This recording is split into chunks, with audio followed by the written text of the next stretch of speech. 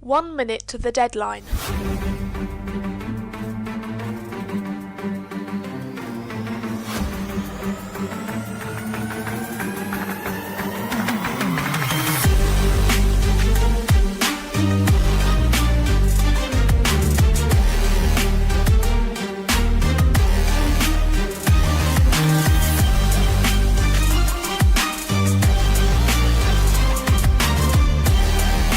Seconds.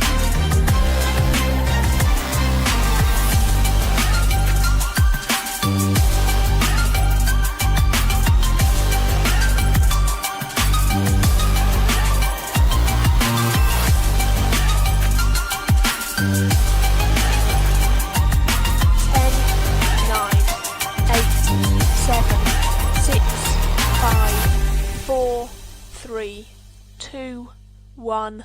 Deadline.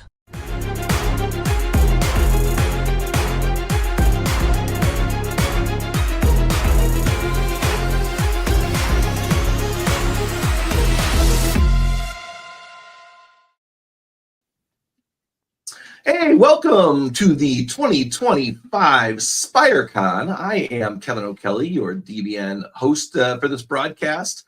I am thrilled to be joined by my colleagues here. One across the pond, Michaelis Kamaridis, Ben Kelman, and Andrew Zick. Welcome, gentlemen. Hello, Kevin. Hello. We are starting off the February here with a bang.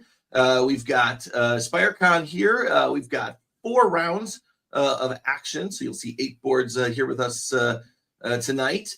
Then the big enchilada, the 2025 DBN Invitational. We've got 2, not rounds, rounds is the wrong word, 2 phases of play. Top board winners getting to the DBN Invitational Championship the first weekend of March. It is going to be exciting.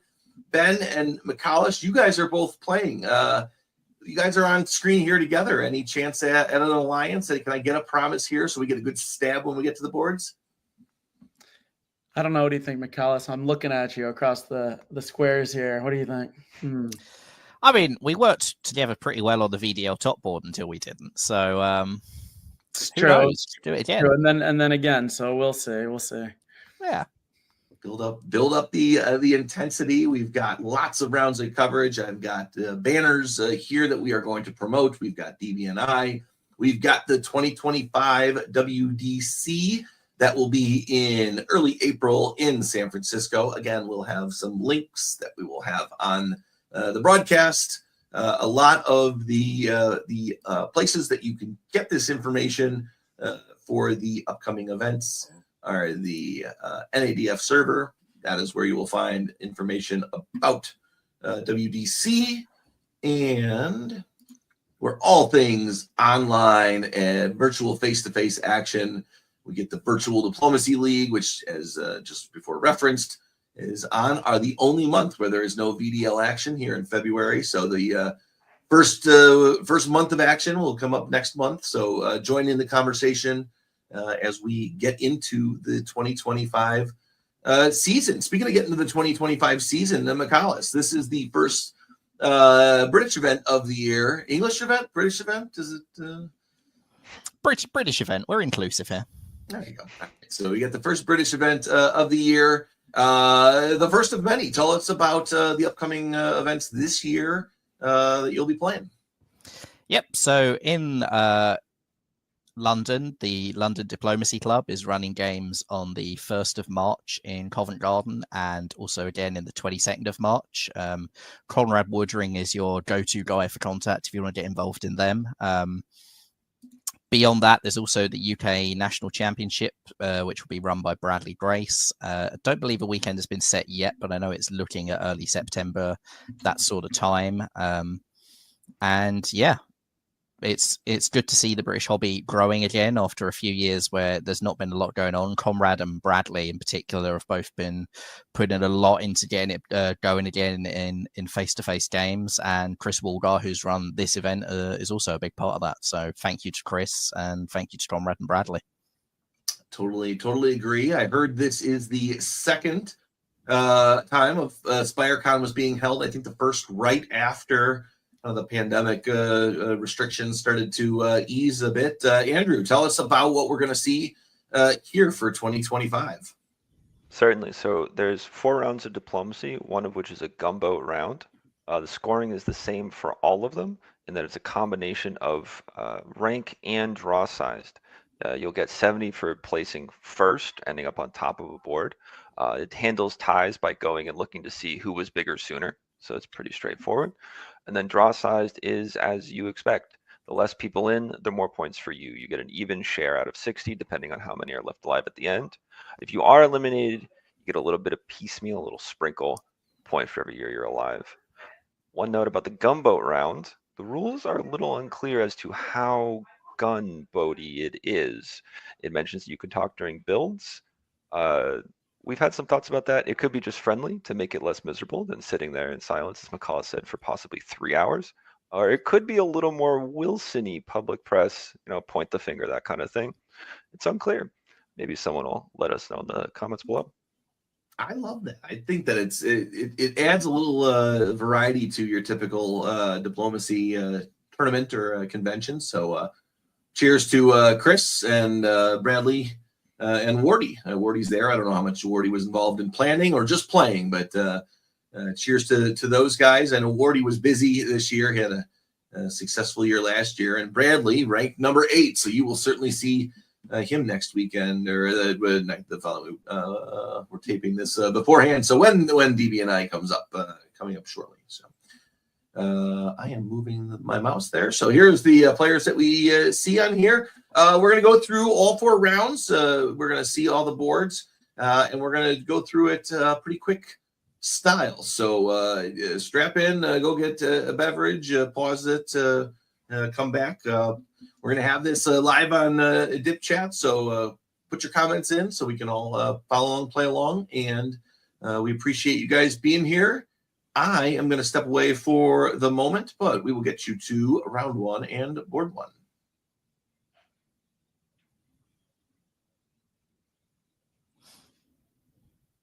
All right, so round 1, board 1, we have in Austria, Tom Garrity. In England, we have the tournament director, Chris Woolgar. In France, we have former world champion Toby Harris. In Germany, we have Theo Fox. In Italy, Gunther Bedson. In Russia, Bradley Grace, familiar to all of us. And in Turkey, Matt Smith. Looks like Matt has traveled from Sweden for this, so that's quite impressive. Nice commitment. Wonder if he'll get any credit from that, or if he'll be, seen as an outsider. Yeah. Well, looking at the spring 1901 moves, the West is relatively standard. We have Toby sending everything to Iberia, running away from Belgium, the anti-hood hog. England with a northern opening focus with the army to Edinburgh, which is quite prescient given that Bradley has opened northern with Russia as well. So that the ability to convoy across to Norway is quite useful in this position. The East, meanwhile, we see an Armenian fist bump, Turkey pulling the fleet out to Constantinople, and Italy going straight into Trieste. If there's a plan that it was to go straight to Aegean, that's probably now going to be blocked. So it'll be interesting to see how that is negotiated in full. Everyone seems to be making agreements and moving as quickly as possible. Certainly RT, EF, AI. It'll be interesting to see what happens with Belgium here. We're going into full. England gets Belgium for free, as you said. France convoys into Portugal, which is not something you like to see as England. It leaves that fleet in the mid-Atlantic Ocean, means you can drop fleet press down and go pretty anti-England pretty quickly. So given that there's Russia who's in Finland as well, Chris is maybe on the back foot in England. In the East, meanwhile, not too much happening. Sevastopol is taken. Romania is taken with the fleet from Sevastopol, which suggests an AR cooperation.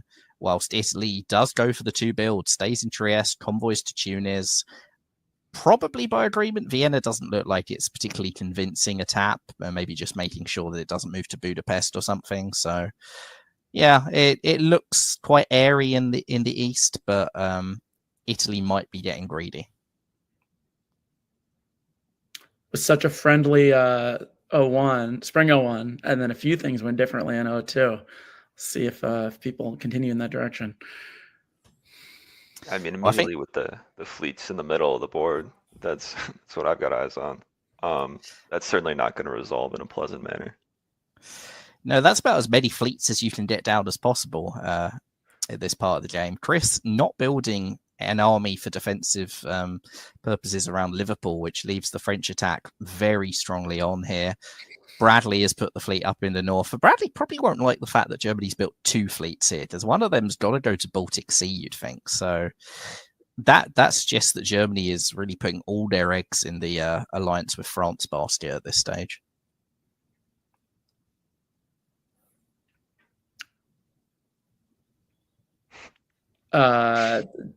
I'll go, I guess, the next year. So Germany really makes the attack on England along with France, and it seems like Russia is in on it rather than against Germany. So we have a sea lion going on here, and it's not a great start for Chris Wilgar, who you said is the tournament director, right? So maybe everyone assumed, who are you going to feel the least bad about attacking? Let's go after the guy who's not playing for points anyway. In the East, we don't quite have the AIR cooperation that it looked like might happen, or maybe Italy thought was. No, actually, no one thought was going to happen because we've got Ionian and Adriatic and Austria taking Trieste back. The curiosity is that Turkey and Russia are maybe not fighting, maybe are fighting. We'll have to see. Yeah, it looks like Austria and Italy both went to attack each other. Maybe Austria sniffed out these Italian moves and moved in turn to prevent it from being too strong. It's quite notable that basically all of these units in the East are moving away from Bradley. So even though Bradley's in no position to actually take really anything this year, he's getting growth in the north and all of his neighbors fighting each other in the south. So this is pretty nice for Bradley Grace. I think he'll be very satisfied to see that.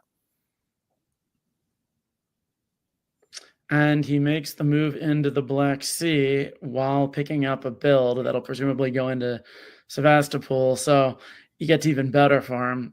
That's a huge move. Meanwhile, in the West, continued progress against England, loses Belgium, and Italy makes a fun-looking convoy there to retain Trieste. Yeah, so Bradley's gone to Galicia and to Romania. Black Sea might be agreed with Turkey. It might be, well, you need me to put my armies down there, and this is the only way to shuffle the fleet out. But again, it's just all good news for Bradley. He's got a lot of options here to do a juggernaut working with Turkey, or to flip this into a wintergreen and work with Italy. Both are pretty doable from this position, and Turkey's almost guaranteed to be putting Fleet Smyrna down unless Black Sea is completely unagreed. Or maybe not. Guess it must have been at least somewhat agreed, or else that army you would think would have gone in Sevastopol, or maybe it would have gone in Warsaw if Armenia hadn't happened. Yeah, it's the army build there is very pro-Italy, which is interesting, as it didn't really look like this was trying to be an IT, and cooperation over Serbia is not that guaranteed for Italy and Turkey, but maybe that's what they want. Yeah, I'm surprised by Army Ankara, though. I as much as I love an IT, I don't love this position for an IT.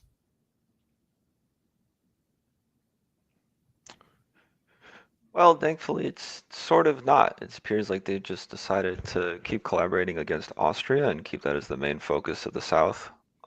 Yeah, I'm just a little nervous about how it's going to resolve for Russia, because they're sort of missing that extra piece, and it sure seems like by taking Galicia that Austria has decided that they're the most recent person to blame for their predicament.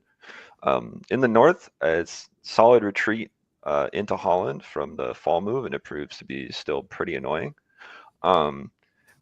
I'm glad to see at least a bounce in Burgundy this time for France. I was a little worried that you're just going to kind of let RG take everything from England first, and you won't really go anywhere and get anything. Since it certainly seems like England wants to defend from you.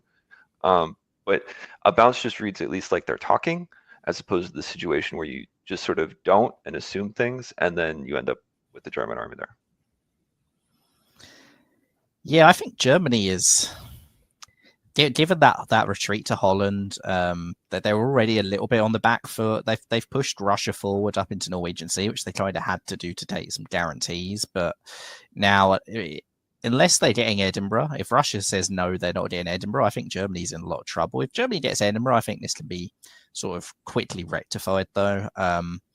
They're not going to be too thrilled to see Italy just sitting in Tyrolia when Vienna's already fallen, though. That's another thing that might start concerning Germany at this stage. It's one of those years where if everything goes right for Germany at the end of it, they're going to be in a great position. If something goes wrong in full, their position's going to be really bad. So this is sort of a make or break turn for Germany coming up. Certainly, I guess you can pray for a little like IT collaboration. That would make your life a bit easier.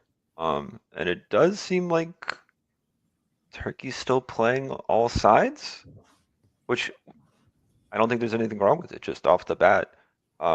If you have two people that both really want to work with you and are a little far away from working with each other, the lack of a move to Aegean, I think, speaks a lot of volumes. The lack of a self-bounce in Aegean, also, it's not like Bulgaria was defending Greece from, an Austrian trying to get one last dig in, and Italy maybe like satisfying that desire. And then in the north, Russia's just walking away. That's a malicious support. That's beautiful in the middle with Kiel. Yeah, let's get that highlight. Delicious. But the rest of the empire appears to have fallen. So things might be coming to a close for England. Yeah, and Russia kind of steps back from having influence in the north. If they weren't going to get Edinburgh, I guess they figured they might as well cover everything. And notice Austria's out, but Italy's actually picked up everything. Seems to have thwarted a plan between Turkey and Russia here. So Italy's continuing diplomatic situation will be interesting. Yeah, so Germany gets into Edinburgh, gets in via convoy, which is quite nice. They don't take Holland. The hostile support is obviously beautiful on the English part. It's not good for Germany, but it's not end of the world either. Tyrolia has gone away, and it looks like Italy is going to be focused on trying to maintain that Austrian position they've taken control of. So Germany's got less problems than it could have, but it's still... It's a shifty position. If France and Russia work together, Germany's still in a lot of trouble. Germany really needs to get at least one of them committed in the other direction. So Germany would love to see like Fleet Marseille here and France going into the Med. I'm not sure they're going to get it though. Not with Italy going this strong. Turkey builds Ankara fleet, so they're still more concerned about Russia here than they are about that Italian block of Russia going into Budapest. Yeah, so it looks like, or maybe Turkey actually tipped someone off to make sure that Russia didn't get Budapest there. Yeah, there's no more fence sitting from Matt. Matt has made out that he is going to take Black Sea and he is going anti-Russian from this position. It's brave to do that with an Italy this big. Could very easily turn against you. Serbia is very vulnerable if Italy and Russia work together. But it could pay off. I think he's got better growth going against Russia than he would if he was trying to fight Italy from this position.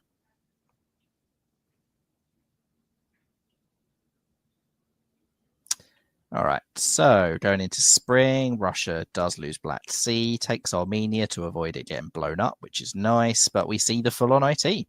So Italy has used all of those fleets and those armies, and they're heading west.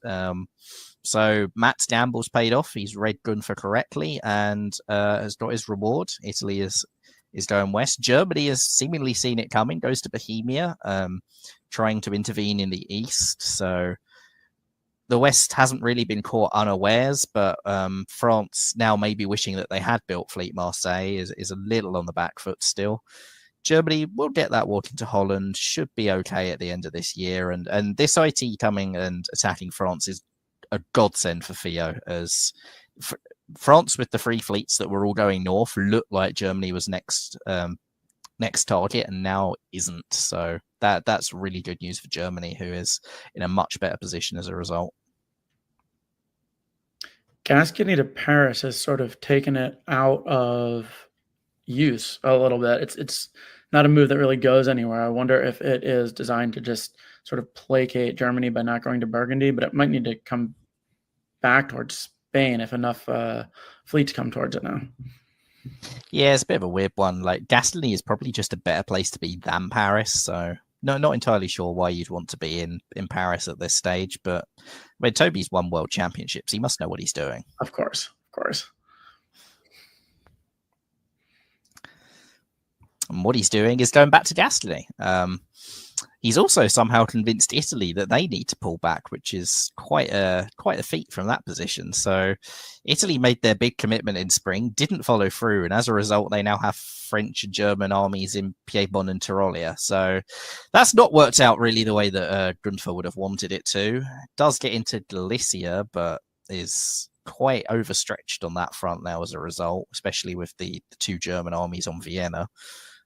Turkey gets into Armenia. The fleet is still on the board. Bradley really doesn't want to let that southern fleet go, doing everything he can to keep it alive, which is interesting. Like, a lot of people would just pull that and rebuild it for defensive purposes, but Bradley's decided that he needs that fleet.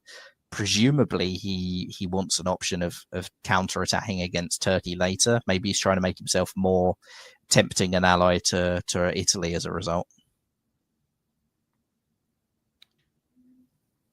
That was my thought, certainly. The question is if Italy is going to have the flexibility to even continue east if they're getting attacked by this Western alliance.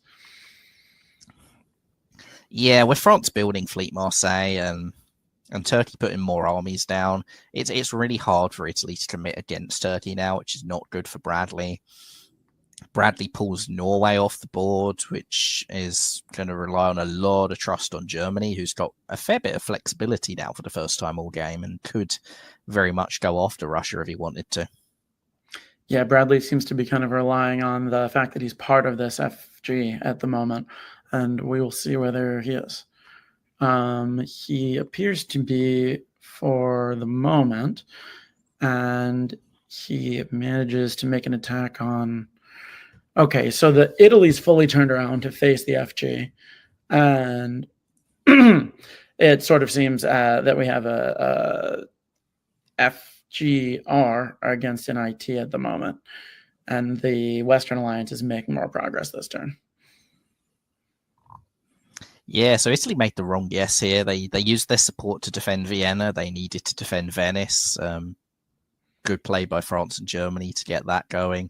They've also blown up Galicia, which is really bad for Italy. You see some IT cooperation. Italy could have retreated that to Budapest, which would have actually blown up the Turkish army, and chose not to. I would assume that was by design. They wanted to keep the Turks on side, but given that Turkey is in Albania and Serbia, I'm not entirely sure that that's the decision I'd have made. No, I didn't see brave. Albania initially. That does not look like Turkey sticking with Italy here. I mean, you could argue it could go Adriatic and be defensive, but of course you're right, and I didn't see that. But the Western Alliance already made a bunch of progress, but they get a bit stalled here, not taking Vienna.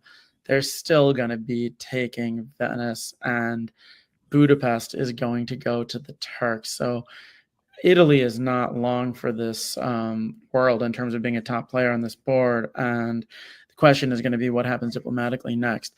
France pops the German fleet in Yorkshire, giving up that fleet supremacy that they had, which would have allowed them to mess with Russia in the north, which is interesting. Also, Sevastopol leaves, and they pop another fleet. So maybe we're getting into more of a east versus west situation here with Russia and Turkey making up some. Possibly, although Russia could just rebuild Fleet Sevastopol immediately. Yeah, I'm reading it as something they did on purpose, but maybe not. No, they've not done that. Bradley has finally let that fleet go. I think it makes sense for Bradley, actually. The fact Germany's putting down 2 armies here, Bradley doesn't want to be an easy target for Germany to push into at this stage. So having a lot of armies in that central position makes that a lot less tempting for Theo, and maybe Theo starts looking at the French position as being a little overstretched. Problem is that Edinburgh's indefensible if he attacks France, but maybe he can get some elsewhere. If you can sneak into Burgundy and actually get in, you're in a pretty decent position for an attack on them.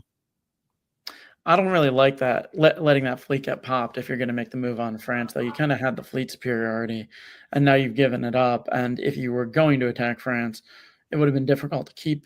You probably could have pulled one of those armies back that was already in the middle of the board. You got a few adjacent to Munich here.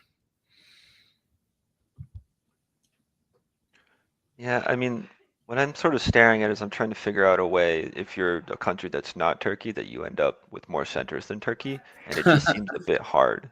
Although certainly Bradley's taken the right step by getting into Romania somehow. That almost looks like there was a negotiation that was not followed through on, given how much is moving in a Congo line. I also feel like with the Italy, when they didn't commit west, that felt like a broken promise to Turkey. And so I think the shifting into Albania and then Adriatic was like, I'll come to your defense. And also, you know, you kind of owe me. So really, like, talking about stabbing between France and Germany, like, I don't think either of those ends up with you topping the board. I'm kind of just waiting to see if Germany decides that Russia deserves to, you know, not make it to the end of this game for whatever reason or another. Currently, though, seems to be going just fine. France has made sort of a half attack on Italy here. They've moved Piedmont forward, but they haven't supported the Western Med when they could have taken it, and they haven't tried to get this other Northern Fleet in play in any way, which is curious. There must be something diplomatic going on. Or it Yeah, kind of feels like incomplete orders, to be honest, with Gascony holding. Could be. Germany just can't like the fact Yorkshire stayed there after blowing that fleet up. There's no reason why that shouldn't have gone back to London. Right. Yeah. So, I mean, yeah, here's the move, right? With 06, you're looking at 07, 08, and then ending at the end of 09. You kind of have to have enough time to pick up the centers, and I don't really see a better negotiation than this. It's quite clever to get Bradley to at least go after Turkey in the spring first to sort of shift him a bit out of position. I think Warsaw is a little greedy though, and I don't think you really expect that to ever work. So this is more about like, congrats, you've made someone that's going to build too. Mad. See how it goes. Yeah, this is not the optimal of stabs here. I think if you're going after Russia, you should have just gone after them in spring rather than trying the full move. As you say, Bradley's putting 2 units down, which means even Norway isn't that easy to take. France is still sat there with 2 on Edinburgh. Yeah, this is Germany's actually going down 1 because they lost Venice and didn't get back in as well. So this is a pretty bad year for Germany. Being in North Sea at least allows Edinburgh to get back in play. But yeah, I like Germany's attack better on Russia when he had more fleets in play before that Yorkshire fleet got popped. I mean, if I'm Russia, I'm going to France and I'm immediately pitching, let him convoy to Norway and I'll pop it. Yeah. Done. Stab him. We'll just say it's brilliant news for Turkey. If Russia is now enmeshed in a fight with Germany, then Turkey's got a lot of flexibility to take those centers that they lost back in the Balkans.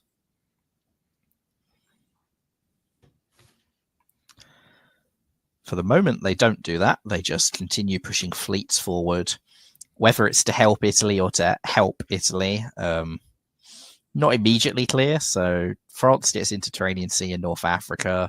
Tunis will fall to the French. That much is guaranteed. But Turkey's in the Apulia, Ionian Sea, all of the places they need to be to hold a line against France, but also all of the places they need to be to take centers from Italy. Be interesting to see if those two cut a deal. Germany does do the convoy into Norway that Andrew was just mentioning. So well spotted there. And France takes Edinburgh behind because why wouldn't you? So that's likely by agreement. Russia has 2 on Berlin, which is guaranteed, but they will probably lose Sweden if they take it. So fair amount of guesses for Germany and Russia to do here. I'm surprised, really, that Germany is still trying to take Italian dots. I think Tiroli are just going back to Munich and focusing on making this attack on Russia a bit better would have been more useful. I think Venice was very, very optimistic. It'd be a fun move to see here if Norway went to Sweden with support and Edinburgh convoyed over to Norway. But actually, I'm realizing that Germany might need to defend itself a little bit from this Baltic unit also. So maybe they can't get that creative. Okay, Germany gets both. Yeah, Germany does go for both. Also, what's out of North Sea, which is they're leaving themselves very open to France again. Russia has taken Berlin, so that was the trade-off for Russia. Is if you're going for Berlin, you can't defend Sweden. As it turned out, Germany put 3 on Sweden, so it was the correct call by Bradley. Does cover St. Petersburg, which you might have wanted to try and build in future, but it's going to be hard to get out of there now. Turkey just keeps pushing forward, gets into Tyrrhenian Sea as well, as Italy is still janistering for them. So this is still a great game to be Turkey. Quite interested that they pulled out of Black Sea. That's good negotiation work by Bradley to get Turkey to make those sorts of moves and keep pushing those armies forwards instead of just taking Romania and Vienna here. Still has 3 on Romania, though, and still a great position. You said these games end in 1909? End of 1909, yeah. Oh, or they end now. Wow. With okay. France stopping. Huh? Yeah, that is surprising, actually. I'm very surprised Turkey took that draw. I get why Russia and Germany would have taken it, because neither of them is really in the upper hand position against the other, but Turkey had a lot of dots available to them. Yeah, and coming up at the end of the game, the diplomatic relationship becomes less important. Yeah, I would have thought they would have had a chance at a few of these. So I mean, St. Petersburg is lost. Russia was already pulling 1. I think maybe there's like some lever being pushed here from Russia over Turkey, being like, if you just take this draw, like realistically, Germany's going to gain, and then France is going to gain. The line is kind of frozen in the southwest, but like I don't think there's actually a way to the top for Turkey anymore once like it sort of froze up. It depends how much you grind round 1. I don't know. Weirdly, I'm okay with it. I mean, there's some guessing in Italy, right? Turkey has 3 on both Venice and Naples, but they're not guaranteed because things can be tapped. But, you know, there's at least a chance here for Turkey to get more. Yeah. I mean, I think really the shining light here is the negotiation from France to end up on top is kind of spectacular, given I was pretty worried about how they were going to like pull out when what seemed like a really strong GR and no centers from England for about 3 years. Yeah, and it's a solo top as well, not even a shared top. Like Turkey had Romania guaranteed whenever they wanted it. Vienna was not quite so guaranteed because you do invite German pressure if you take it, but it was still almost in the pocket. And to get Turkey to not take either of them and then to draw is good work from Bradley, and it's good work from Toby as well.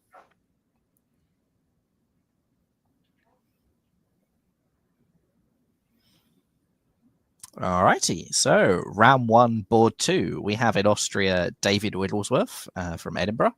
In England, we have Graham Dent. In France, we have Christopher Ward. In Germany, Abdullah Hared. In Italy, George Mort. Russia is Phil Johns, and Turkey is Jeremy Tullett. So Christopher will be pretty familiar to most of us. And I played with David NDC in the Netherlands a couple months ago. He's a pretty good player and had good fun playing with him there.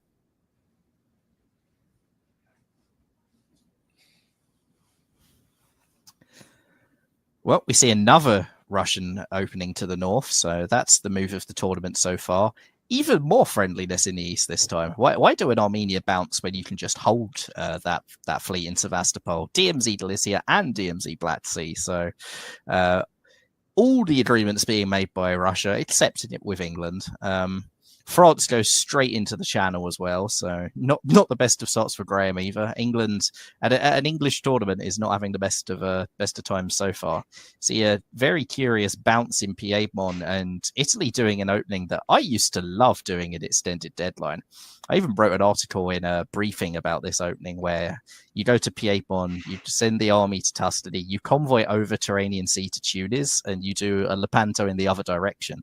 It's the only way you can get to Lyons in spring of 2002. So this is very cool. You come up with a fun name for it? I haven't. The Western Lepanto is what it is on the like old databases or whatever. So that's mostly what I've called it when I've used it. I don't think I've managed to do it in virtual or face to face yet, but I'm glad to see other people are doing it. Maybe George read my article, beating it up.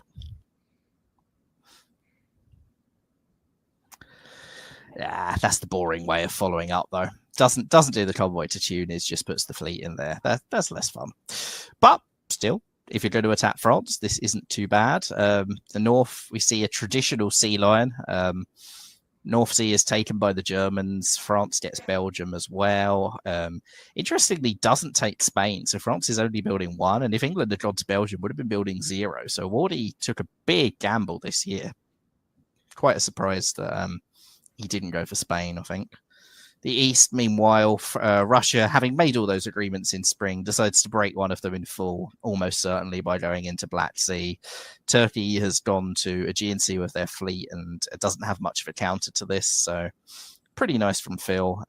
Yes, England's in Norway, but England's in a horrendous position, having lost North Sea here. So I think Russia will be quite happy with this position. Why Black Sea instead of Armenia? What, with the fleet? Because if you're unwanted there, this is like a real question for me. I'm so sorry. If you're unwanted there, Turkey did not invite you and is assuredly going to build fleet Ankara in the fall. Like, why not set up to, I don't know, do some shenanigans? I don't know. I mean, fleet Ankara isn't going to kick you out of Black Sea though. Like, there's one on one, so. I think Black Sea is just better. Then you can support yourself to Armenia. You've got a lot of options with that. I'm not sure unless you wanted to build a second fleet in the south, which is a little locking you in, then I do like that support the army to Armenia move. Yeah, if anything, the fact that Turkey's forced into build a fleet anchor, I think is actually better for Russia. If Turkey had built the army there, then it's so much harder for Russia to take stuff. Fleet anchor is a really sort of restrictive unit in terms of taking more centers or more position. We've seen France and Germany ally for the second time here, and we have Austria with some options again. I wonder if they get any pressure on Germany right away here, if they really are in an AIR. Yeah, David's got a lot of armies in the center and there, as you say. Yeah, you get 2 of the 3 possibles here, and now Germany's going to have some stuff to think about. Italy doesn't make a full move west. They make a little delaying sort of a turn. So maybe Wardy was right to not think he had to take Spain right away and build another fleet. I was going to say that would have been much more optimal if he could have taken Spain and built a fleet in Marseille as well. But instead, and he does sort of he moved to Gascony. So they both seem to be playing slow against each other. And then Sevastopol doesn't even need to be supported to Armenia. They prioritize Austria's growth in Bulgaria, and it is an AIR, certainly. Yeah, those Italian moves maybe look like it's a misorder that they mix their fleets up. One of them, they knew they wanted to go to Western Mediterranean Sea, but they wrote the wrong order for each unit, and that's why you end up with this Naples to Western Med that can't possibly happen thing. The West now looks very Western Tripoli. France has pulled out of the attack on England. Germany's gone into Russia to stab them. Maybe this is a reaction to how strong that air looked in the at the end of 1901, and the West is not allowing the air to take full control of this game. In that case, I guess the North Sea retreat is arranged in case in case Sweden went to Skagerrak, and then the retreat would have to go to Denmark, I guess. Yeah, it's to put more pressure on Norway, right? Help England take it back. Yeah, but as opposed to just moving North Sea to Skagerrak and moving in behind it, it's just kind of a creative, fun way to do it. Yeah, the problem for Germany, of course, is that they haven't put a second army next to Munich, so they are going to lose it this turn. As Holland just defended Belgium, which, yeah. If you really thought that the air was coming and you needed to Western Triple, you probably should have seen that this was on the table for them to go straight into. Yeah, because who are they defending Belgium against themselves? Yeah. So yeah, we do get a English convoy to Norway, which preserves the unit, the center for England, and we have Germany moving down towards. Yeah, it does look like it's a 3-on-3, except I don't understand what Gascony is doing this coastal crawl from Brest to Gascony and now it's going to Spain North Coast rather than Mid-Atlantic. It makes me wonder whether there's some sort of diplomacy going on between France and Italy, although I really don't know exactly what it is. And then Russia continues to make progress into Turkey. Yeah, I mean, I think France had to do that North Coast thing to take Spain without walking out of Marseille. They were probably worried Piedmont was just going to go into Marseille and they didn't have a way of covering it. This just goes back to how inefficient those Belgium-Holland holds in spring were. Like, in an ideal world, you just have Belgium in Burgundy, Holland in Ruhr. You could have defended Munich and you could have covered Marseille whilst taking Spain with the army, putting the fleet into mid-Atlantic instead of being in a pretty horrendous fleet position. You never want to be in Spain North Coast. The amount of times where Spain North Coast is the coast you want to be in Spain is like 0.001% of the time. So it's one of the least seen places to be for good reason.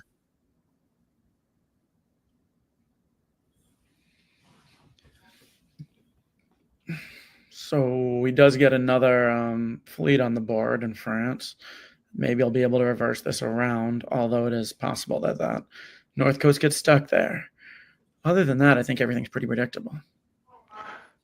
Yeah, Moscow makes sense from a defensive purpose. I did have a hope there that maybe Russia could be part of 2 triples on the same board. It's just maybe something was going to work out. Taking Marseille, because again, the coast to nonsense is just inconvenient, and Turkey is dead. It's just not much to say about it. Moscow is also nice because it gives Austria's armies plenty of space to operate. I feel like sometimes it can get a little clunky trying to figure out who should be in what and where and when, and then you forget to tell them the new moves, and it's a whole mess. This just makes things a lot more simple.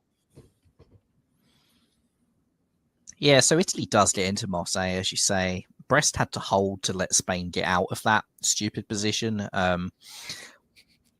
Not entirely sure that this is. Don't be too nice to Wardy, McCallis. Well, yeah, Wardy, if I was there in person, I'd have been telling Wardy, "What on earth are you doing?" So I'm just giving him the exact same response I'd given in person. I'm a very ingenuous person here, so. Italy gets into Marseille. Can they hold it? Not necessarily. There is an attack with Spain tapping Lyon, where they can be kicked back out of Marseille. Of course, they've got an attack on Spain, which is hard to block. And is the problem with not being in Portugal. There's not an uncuttable defense on Spain this turn. So Italy's got a bit of guesswork to make sure that they do get a build out of this. And I think Italy has to get a build this year because Austria is getting pretty big. Russia's blown up in Munich, which means that it's almost certainly to be Austria taking it if somebody else gets back in there, although that's not particularly guaranteed at this stage. Austria's getting Con. Russia probably gets a build in the south as well, which will make up for losing St. Petersburg. But Turkey is likely to be gone at the end of this year, I'd suspect.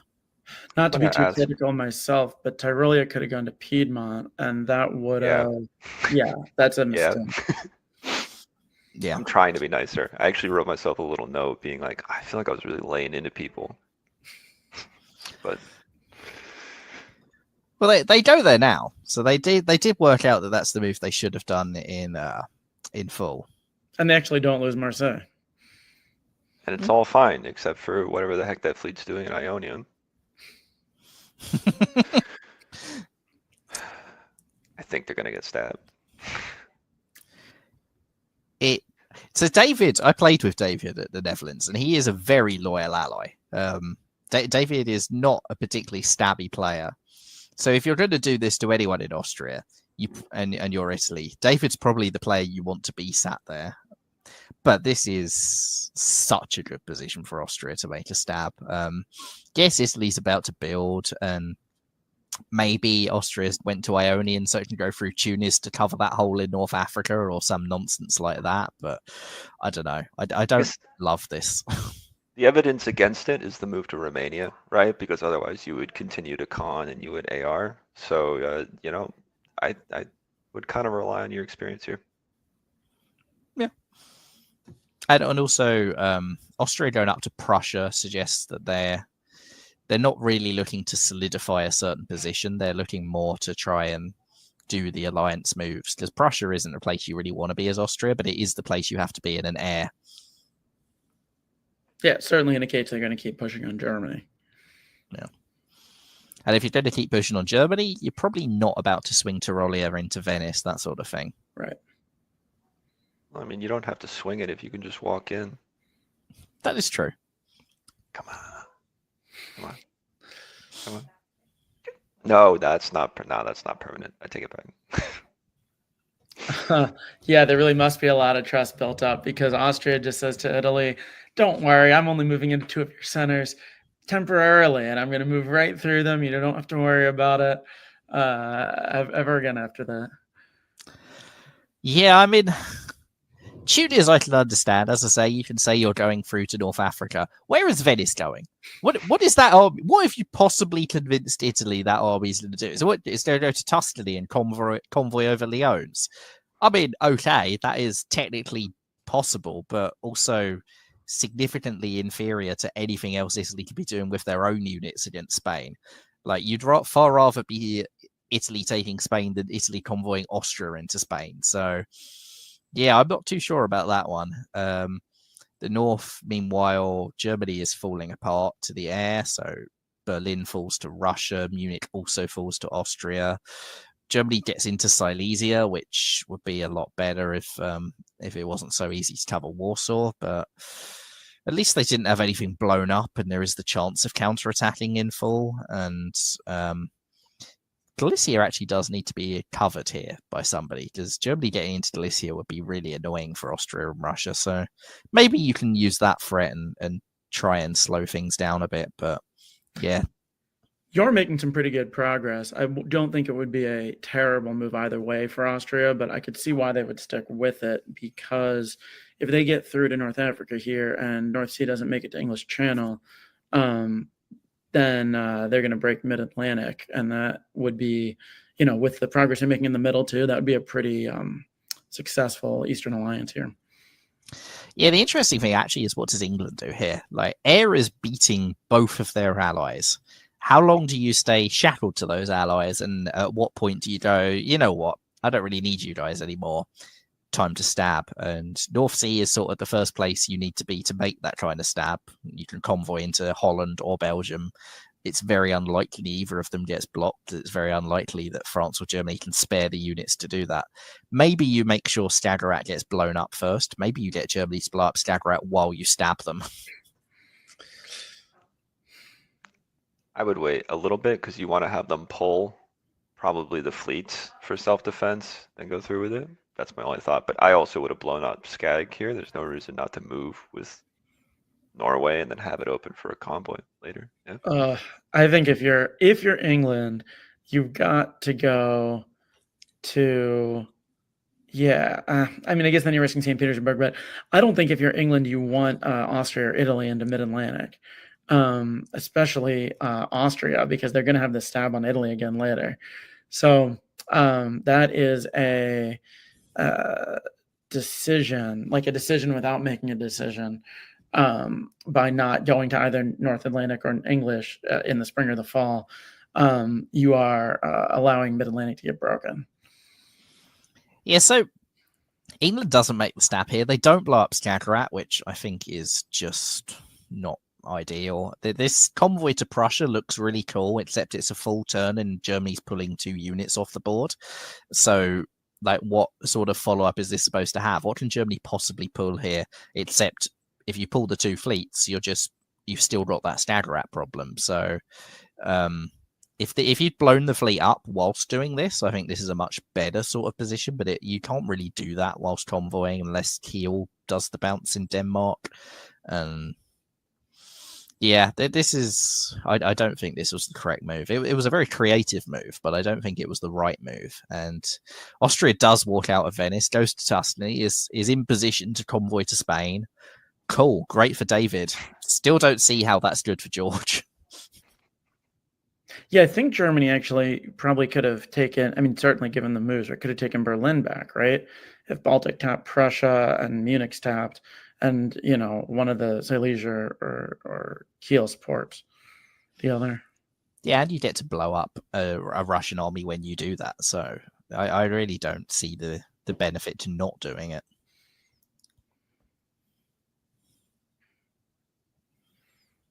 Germany only pulls one. They must have had something blown up in spring.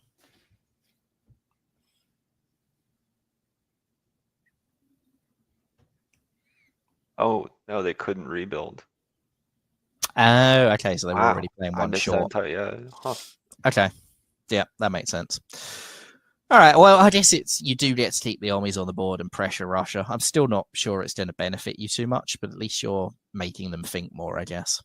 Staggerat's still a huge problem, though. You've pulled Sweden off the board rather than Baltic, which means that Staggerat's even more of a problem because best case scenario now, you're probably having to give Sweden to England. Yeah, it's just going to be there. You've lost your ability to blow it up now. You've got 2 adjacent provinces that aren't full. Yeah. You'd probably take Berlin back, though. Yeah. Do take Berlin back. Berlin gets taken back. One of those provinces gets filled by an English unit, which maybe alleviates that concern about a stab by sort of giving something. But it's, Germany has definitely evolved into a junior position. The AI does not take Mid-Atlantic, but instead prioritizes Spain and loses Marseille in the process. AI gets both. Yeah. So North Africa gets into Mid-Atlantic. Oh, sorry. I was not seeing Mid-Atlantic moving. Why did it do that? Spain would have been able to retreat. Oh, wait. But yeah. Go ahead. I don't get that at all. Like you do want to be in Portugal defensively, but it's too late to go there from Mid-Atlantic. So that's a really strange decision. I think Spain was pretty much guaranteed to fall here, but I guess they did guarantee they take Marseille back. They've got an okay chance of holding it, but they'd have a much better chance of holding it if they hadn't lost Mid-Atlantic Ocean and need to cover Brest now. So yeah, I don't know. get it. It almost feels like somebody's looking at Wardy's orders before they're turned in, then they're just randomly scratching out 2 and be like, you can't do those ones. To be honest, it looks like somebody's been looking at Wardy's orders, but Wardy isn't the person. Meanwhile, Good ally. Austria is now supporting Italy and Portugal. Italy gets Portugal and Spain with Austria's help, although they're losing Marseille. Austria is not being a bad ally here, but they are staying in Tuscany and Tyrolia, just ready to jump if they ever feel that that's the right thing to do. It's a little bit of a, we can work together. We're doing great together, but there's the knife is not even hidden. It's just kind of there, ready to spring. And then a lot more pressure on Germany again here. So, and that unit finally gets blown up. Wow. What a nice accomplishment. Yeah, a year late, but they finally blown the Russian fleet up. It does mean that Denmark has to go to Germany. But Germany has taken Berlin, so they're even. England's building. You can argue that's very needed, given Austria sat in Mid-Atlantic Ocean and France has had all of their fleets blown up. France is also going to get a rebuild because they had 2 fleets piffed, but only down net 1.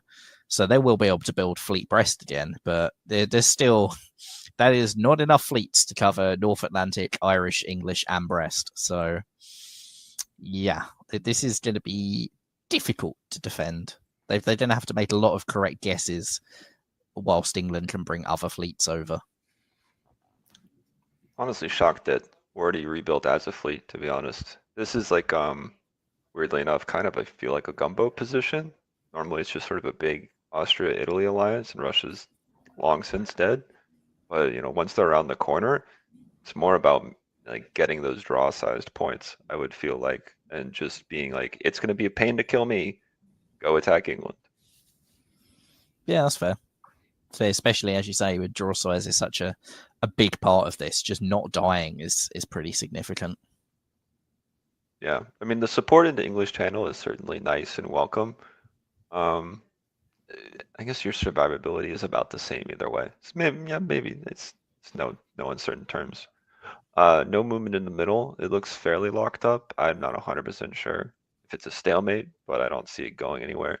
So really all the progress is going to be whatever guessing happens around Irish, and if people just say, hey, I'd like to go to the next round. Yeah, this is really nice from AI to do the supported attack on Mid-Atlantic Ocean to make sure there's a forward retreat.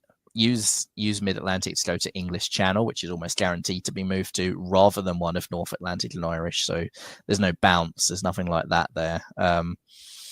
Yeah, I don't mind that at all. It means England's now going to have to pull a fleet back to defend Liverpool again. So you can keep pushing your attack up to North Atlantic if you want.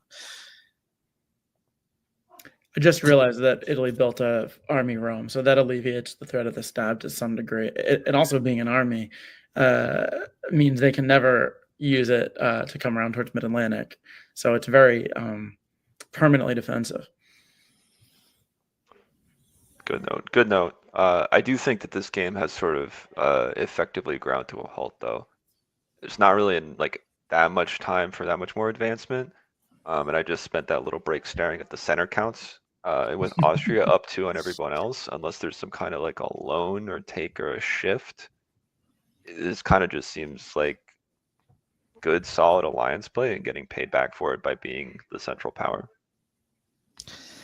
Yeah, so I mean, in a time unlimited game, air can definitely advance further. Like, there's not a stalemate. There is a stalemate in the north at the moment. There's a stalemate sort of in the center, but if you prioritize killing off those French units, then at some point you can force Burgundy and then the entire center collapses. But they've prioritized moving the fleets up against England, which is, yeah, they might get Liverpool out of this.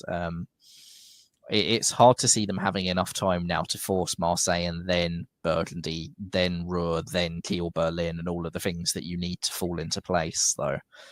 And especially as France is back in Mid-Atlantic for the time being.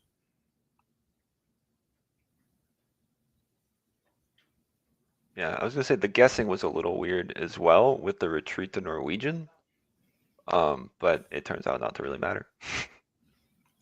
It also turns out that Russia is not just happy for Austria to top this board. So Russia blows up Livonia, which you could argue is, I might as well be there instead of you. But at the same time, moves to Galicia, Romania, and Constantinople. Will have a force on Bulgaria, potential guesses around Budapest, Serbia. Yeah, this has got to be a stab. It's a pretty good stab. I actually don't love the blow up on Livonia if you're making this stab. I think you actually don't want Austria to have the chance of rebuilding that. But Austria is probably pulling too, so it's probably going to be pulling anyway. So maybe it's fine. You're not going to get any help from Italy, but you probably don't need any help from Italy. Yeah, I think the only difference with blowing it up is you don't have a unit in Galicia right now, which you might have been able to have if you hadn't spent 3 units on that. But overall, it's a very good stab. Right, or specifically something to cut Bohemia and cut a deal with Germany and be like, hey, anything that hurts the person I'm stabbing is going to end up better for me. So sometimes you make these decisions at the end of the turn, though, and it's like you spent the whole decision deciding whether to stab, and then you're writing the orders very fast at the end. I find it quite curious, actually, that Austria prioritized keeping Munich there rather than covering Vienna and Budapest with those 2 armies. They lose the 50-50 guess on Budapest, which means Austria just does no defense. Russia has probably done enough to top this board from here. And England has stabbed for Belgium, but England's not in a great position to follow up on that stab. There's only 2 years left. What else is England realistically taking? Yeah, nothing at all. Nice move at the end by Russia to grab that one. Yeah, England, given that the rank matters, England got themselves up to 2nd place with that. So it did pay off for them. Probably would have annoyed Wardy and potentially affects your future future reputation, which matters in a tournament where there's only 2 boards going on. So you're almost certain to play with Wardy at least 1 more time, possibly 2 more, even 3 more times. So those 1 dots at the end of games can really sting and leave a bit of a bad taste for someone, and you might suffer some effects from that in future rounds. But I don't think that David will be too mad about Phil, on the other hand, because that was just a good stab, and that was a really, really good stab from Russia, and they got the deserved win as a result. I was saying earlier that Austria had the choice, and it could go well either way, whether they stabbed Italy or not. You think that was, in retrospect, incorrect, and they should have made the stab when they could have taken all those downs? Yeah, I think so. I think that Austria had the game sort of in the palm of their hands and let it slip away. They correctly read that Italy wasn't a threat to them, but they obviously incorrectly read that Russia wouldn't be, and Russia decided to go for it, and yeah, David suffered as a result. That's the stuff that golden blades are made of. So early clubhouse leader for the Golden Blade Award. Good job, Phil, for the stab there. 80 point, which I think it's in 2nd place behind previous world champ. Once a world champ, always world champ. So Toby Harris. The scores are pretty close for the top 6-ish, 20 points apart. So scoring system will keep a lot of people in play as long as there's not lone board topping the whole time. So it's quite interesting, actually. Neither of those games saw the sort of draw size scoring, cut down the number of players things that you'd expect that inflate everyone else's scores. So no one's actually got a huge score out of any of those games. Yeah, too many people are playing the rank scoring a lot more than the draw scoring. Yeah. Mm-hmm.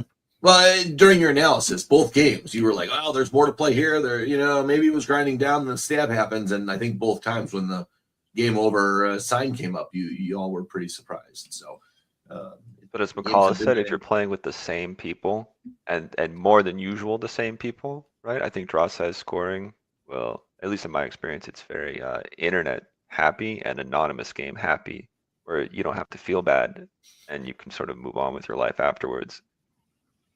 Not going to cut it here.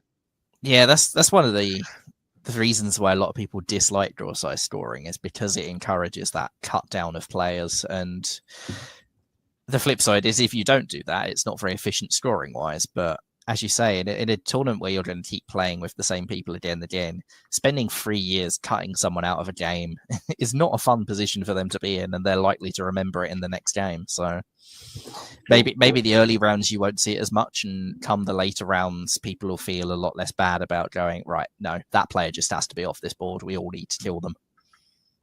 So we'll give a shout out for the Carnage system, which does not reward that at all. So different system here. We will see how it goes in round 2. Yeah, it's why Dixie has the draw not including all survivors rule as well, so that people just vote themselves out the draw. You don't have to spend 2 hours killing them. All right, McCall, tell us about round 2, board 1. All right, round 2, board 1. We have Phil Johns back again after his big stab. This time he's in Austria. Tom Garrity is in England. Theo Fox is in France. Bradley Grace playing in Germany. David Wigglesworth in Italy. So having been stabbed as Austria by Russia last game, he's now Italy next to that same player. Meanwhile, Russia, we see another Theo. We see Theo Cox Dodgson. And in Turkey, we see Graham also back. So a few players who were in the last game already, as we said, playing in games again together and playing as neighbors again together. Yeah, and the one who topped the board is in Austria, so we'll be looking right away to see if he gets jumped on. Yeah, it would not be too surprising for that to happen. And there you go. Yep. We got Rome to Venice. We got Smyrna to Cannes. Southern opening from Russia. Yeah, so we talked a lot on this show about the Turkish opening, how this is the old-fashioned Turkish opening. And a lot of the time you see more modern players never do it, because why would you do it? If Austria and Italy are always lockstep together, it's always worse.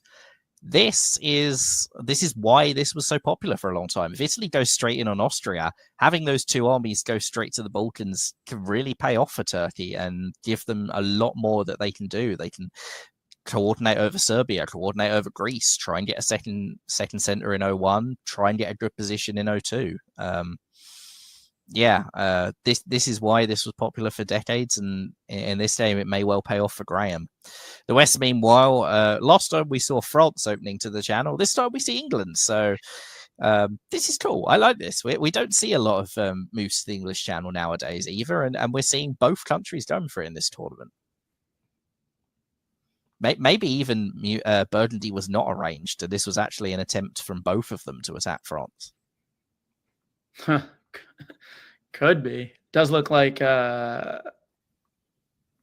England's kind of backed out of that attack right away here. Yeah, so England convoys to Norway, gets Belgium. England building 2. Again, haven't seen that so far, I don't think. The fleet Belgium is a little bit awkward for an attack on either of them. I know Jamal has talked a lot about how he likes fleet Belgium as the ultimate neutral position. It does make it hard to attack Germany and to attack France, but I still don't love it personally myself. I think the bigger clue is Germany has bounced Sweden, so Germany is definitely pro-England. England's convoyed to Norway, which suggests anti-Russia. This still looks like it could be very much an EG. Maybe a Western triple again, hopefully not after the much more interesting spring. Meanwhile, in the East, Turkey doesn't do too much with those two armies. They sort of just mess around and everyone just moves into positions you'd expect them to be in. But Turkey's in Black Sea, so that's still pretty good for them, I think. Well, Russia doesn't jump all the way in on the doesn't jump all the way in on the attack on Austria by going to Galicia. And also, I it's funny. I said that England backed off the attack, but they still very much have the opportunity for EG here, right? Sweden's been bounced. They can support London into English Channel if they build there. There's a lot they can do from here. Yeah, for sure. This is quite easy a position to turn into an EG. It actually is a very good specific way to set that up. What an interesting fleet build in the south. Fleet Ankara, yeah. That is I want to IT, but I don't trust you enough to build an army. That's basically the only explanation for that, and it's not an explanation I particularly like. I think if you're going for the IT, you want the army so that you can go and take Sevastopol. And it doesn't follow on like you would think. Okay, what do you want from the IT? You probably want Ankara to go to Armenia, right, and still have the plan Sevastopol, but instead it starts to move out while Sevastopol assumes what I just said probably and goes to Armenia. So now Turkey and Russia are getting in a bit of a tangled position, while Italy is backing off of Austria. They must have repaired their relationship from the last game, or maybe that was arranged, and is making a Western move. Again, jumping in with a three-way. So we sort of have a different triple if we're counting England, Germany, and Italy as working together. I'm going to revoke 2 fleet privileges for Italy's if these misorders keep happening, and simply say that you must build Fleet Venice and you will never get anything wrong. That's funny. It's the same mistake where they must have meant to order Rome to Tuscany and Naples to Tyrrhenian.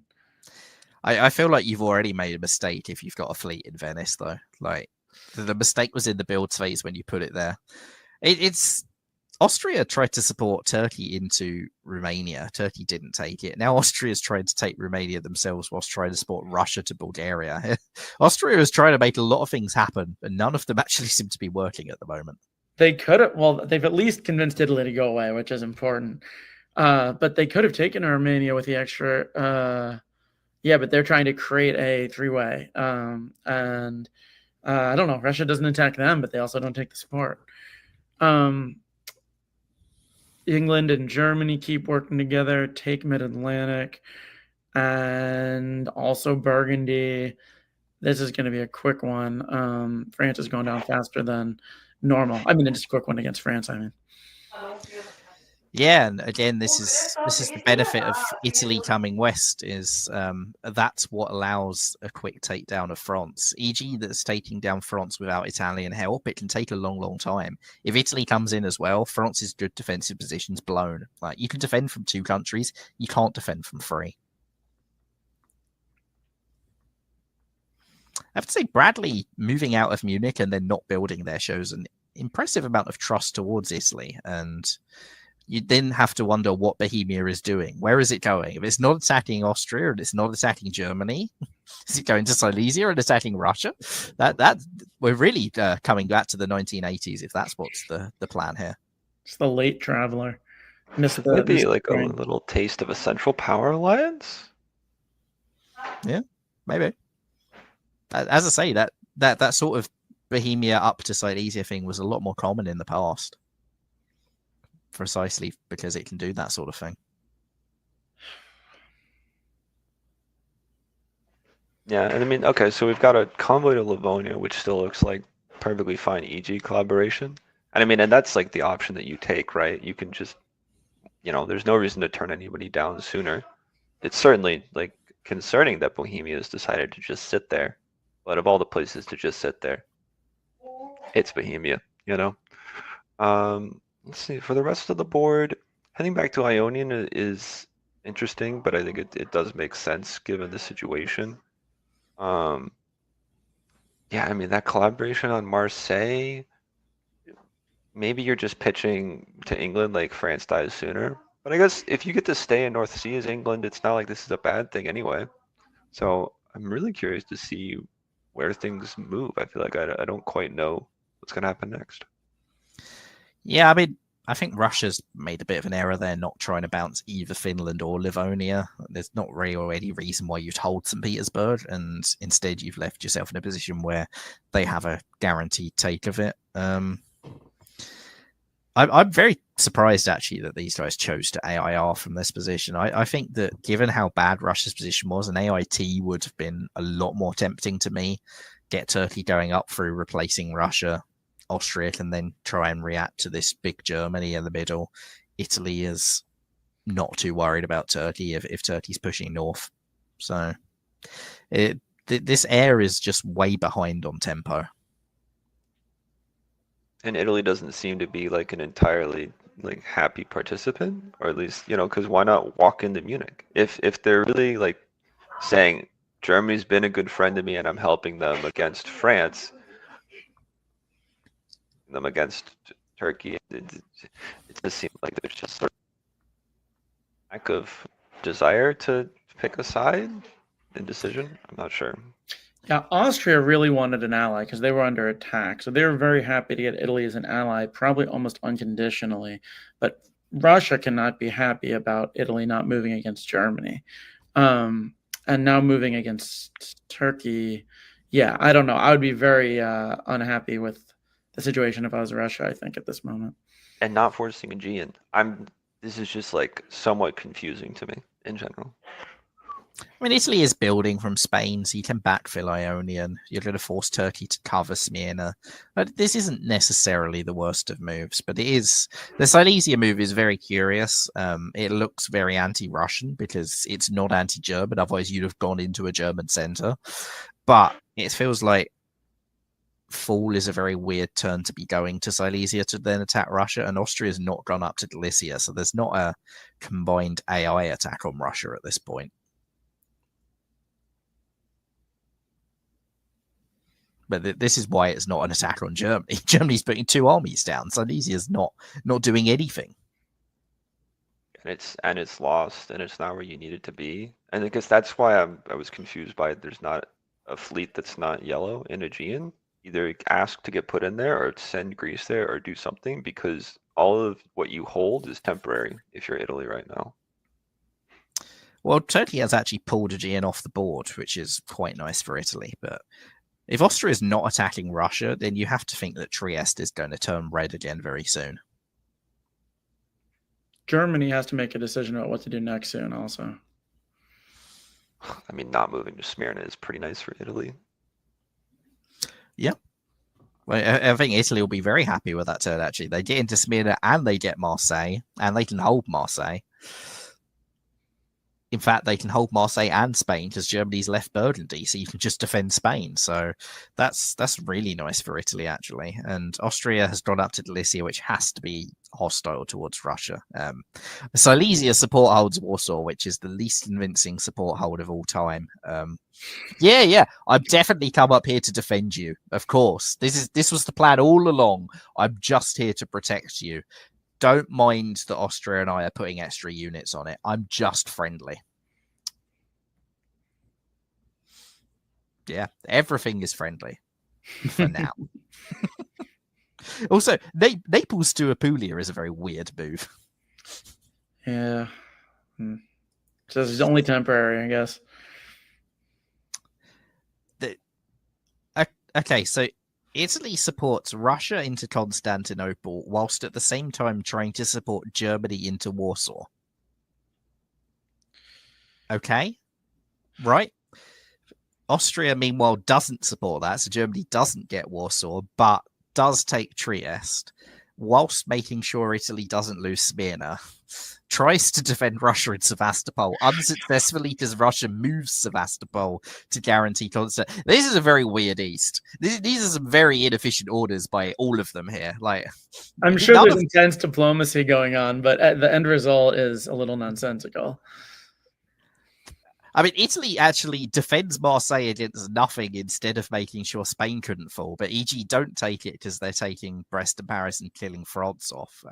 Finally, we see some play that you expect in draw size scoring of prioritizing killing someone and getting them out of the game. But this is a very curious board in a lot of ways. Baltic goes back to Denmark, bounces Norway. So that suggests Germany has just tried to stab England, tried to get into St. Petersburg, but England wasn't going to be walking out of St. Petersburg unless they got into Moscow, and nothing was going to help them get into Moscow. I think that's a cut.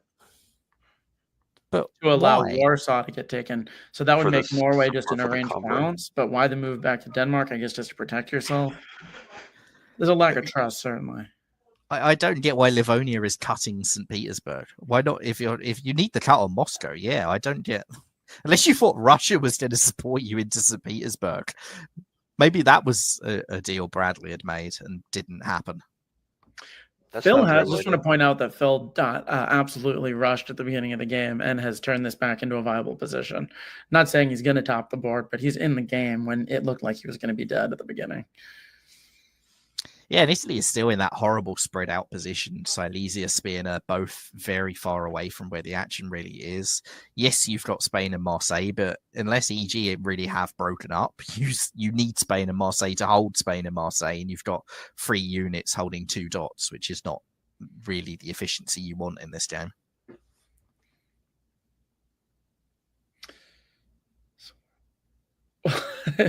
What's that, Pixie? That's a Purple rains, baby.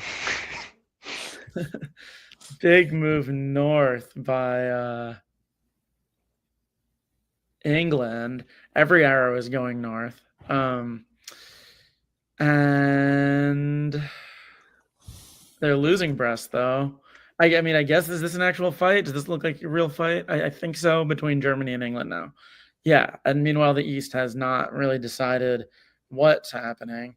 They can't even agree on how to kill Turkey. I guess Austria and Italy are good, though, because Austria is moving back out of Trieste. So Austria's going somewhere east. Italy isn't necessarily doing much, and Germany and England are fighting.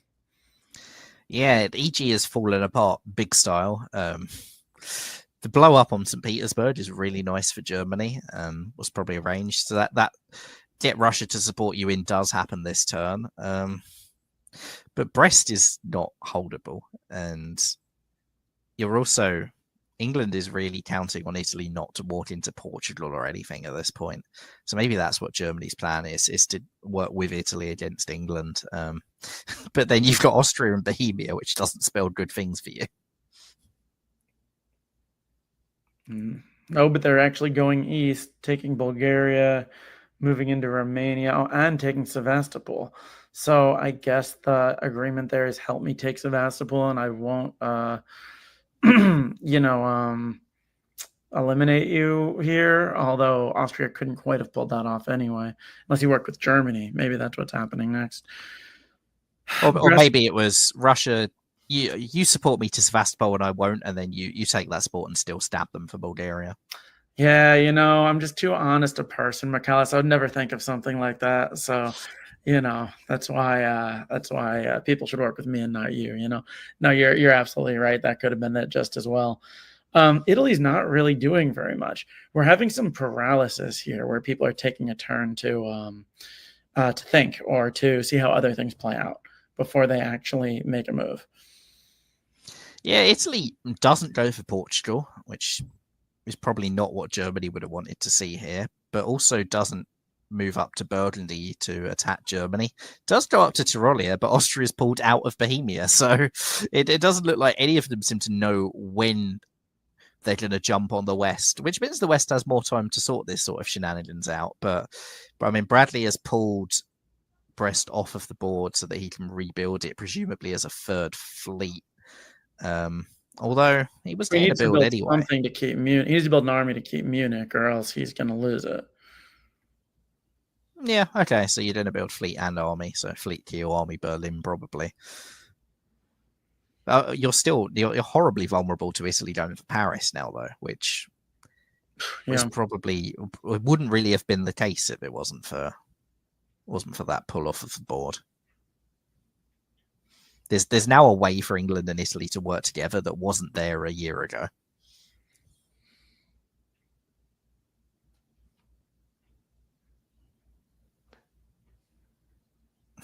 Yeah, I mean, I think that's like there's been a lot of sort of trust and coordination between Germany and Italy, which I'm impressed by. Congratulations to them for that. I'm just sort of staring in confusion because I'm trying to figure out who's going to end up on top here. With the rebuild, I was like, oh my goodness, the position for England looks quite bad. But now the position for Italy looks quite good, except you have an Austria that's running out of things to eat. Except maybe looking towards you, but now you've got a locked up position. And so maybe it's just like, is this year just Russia and Turkey both pulling you aside and being like, if you just kill the other person first, then we can draw. It's like, I'd be very curious. It's like, what kind of deal is getting made here? I just don't know. Sometimes you're watching a game and you're like, this person has no enemies, no one's attacking them. But that's kind of the case for Austria and Italy here. But they're also not attacking anyone. Yeah, but Russia is going to survive this year in Ankara. That's now pretty much certain. So Turkey is going to die before Russia. Does matter in draw size scoring. In draw size scoring, though, you have to kill both of them, and there's very little excuse for not killing both of them in this game, which means it has to go to at least the end of 07. The West, I mean, yeah, and England gets blown up in Denmark, and Italy does move on England. So Germany's won the war, effectively. But also can't take much more. If AI doesn't put any pressure, I think there's a good chance Germany...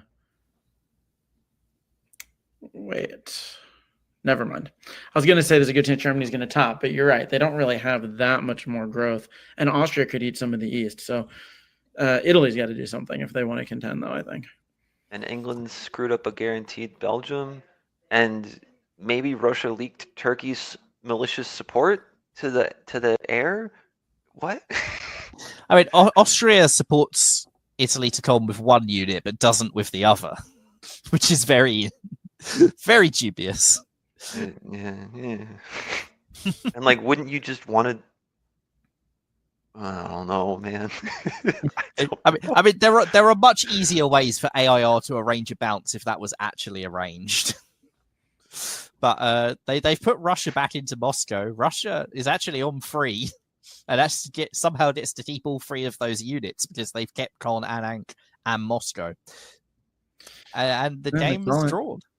Blessed again, and Germany tops because and they don't eliminate Russia. Yeah, and in draw size scoring, I just don't get it. I don't get why Russia survives this game at all. I wonder I mean, if the draw size scoring will come into play as we go, and people are less worried about reputation preservation. But Because so the first 2 rounds there were 6 left alive, 6 left alive. Now we're down to 5 left alive. I think you're right. yeah, this is very, very odd. That Russia was allowed to survive this game. It's great for Theo, and I guess he's negotiated it, so well done to Theo. But yeah, Bradley, maybe he takes the draw because he thinks that he might lose the top if they kill Russia, so maybe that's why Bradley takes it. David and Phil, there were more points in this for them if they just kill Russia off, both in rank and in getting the draw smaller. yeah, I mean, there's just dots to take from the collapsing power that have a chance to get them to where the top power is. Yeah. Although, sure. yeah, I mean, it's not like the scores here are dramatically different. It's not like when you're playing tribute scoring and there's like huge differences for the top. But in these scoring systems with less differential, a lot of the times those small margins in terms of total number come down to make a big difference at the end.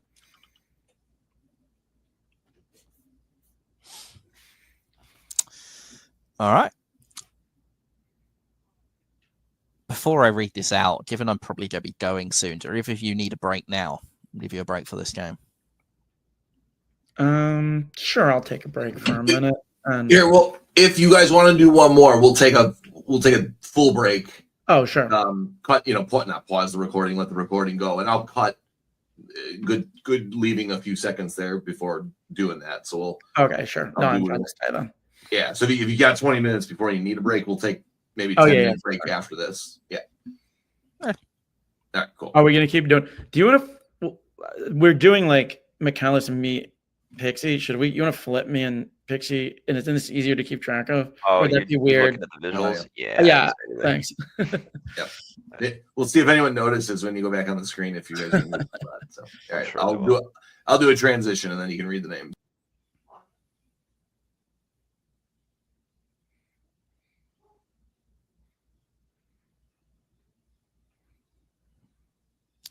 All right, so round 2, board 2. We see in Austria, Matt Smith. In England, Conrad Woodring playing for the first time. In France, we see Gunter Bedson.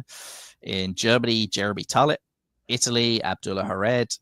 Russia, Toby Harris, currently leading the tournament. And in Turkey, we see George Mork.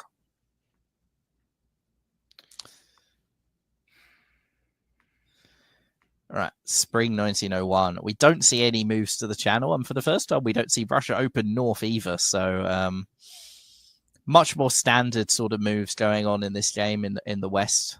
France again, though, does go send all of those units down to Iberia, like we saw Toby do in the first game. So that seems to be another bit of a recurring theme, and not all good news for England in that regard.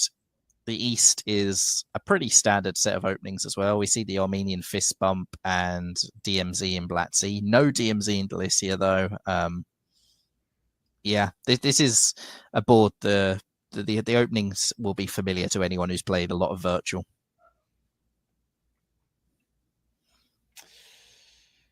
All very common in the spring, but this is kind of fun from England.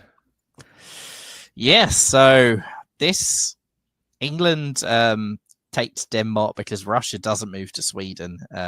Germany does move to Sweden. This is a sort of ER plan that you see a lot of it in extended deadline and a lot less common in face-to-face or in virtual, because you have to be convinced that Germany is actually going to go to Sweden so that England can get in behind them, but not move there yourself. And that takes some diplomatic work. So you have to kind of annoy Germany enough for them to do that, but not so much that they're really suspicious that you're just being openly horrible to them and that they therefore think, oh, maybe this is what's going to happen. So this is really cute from Conrad and Toby, and really bad for Jeremy, obviously.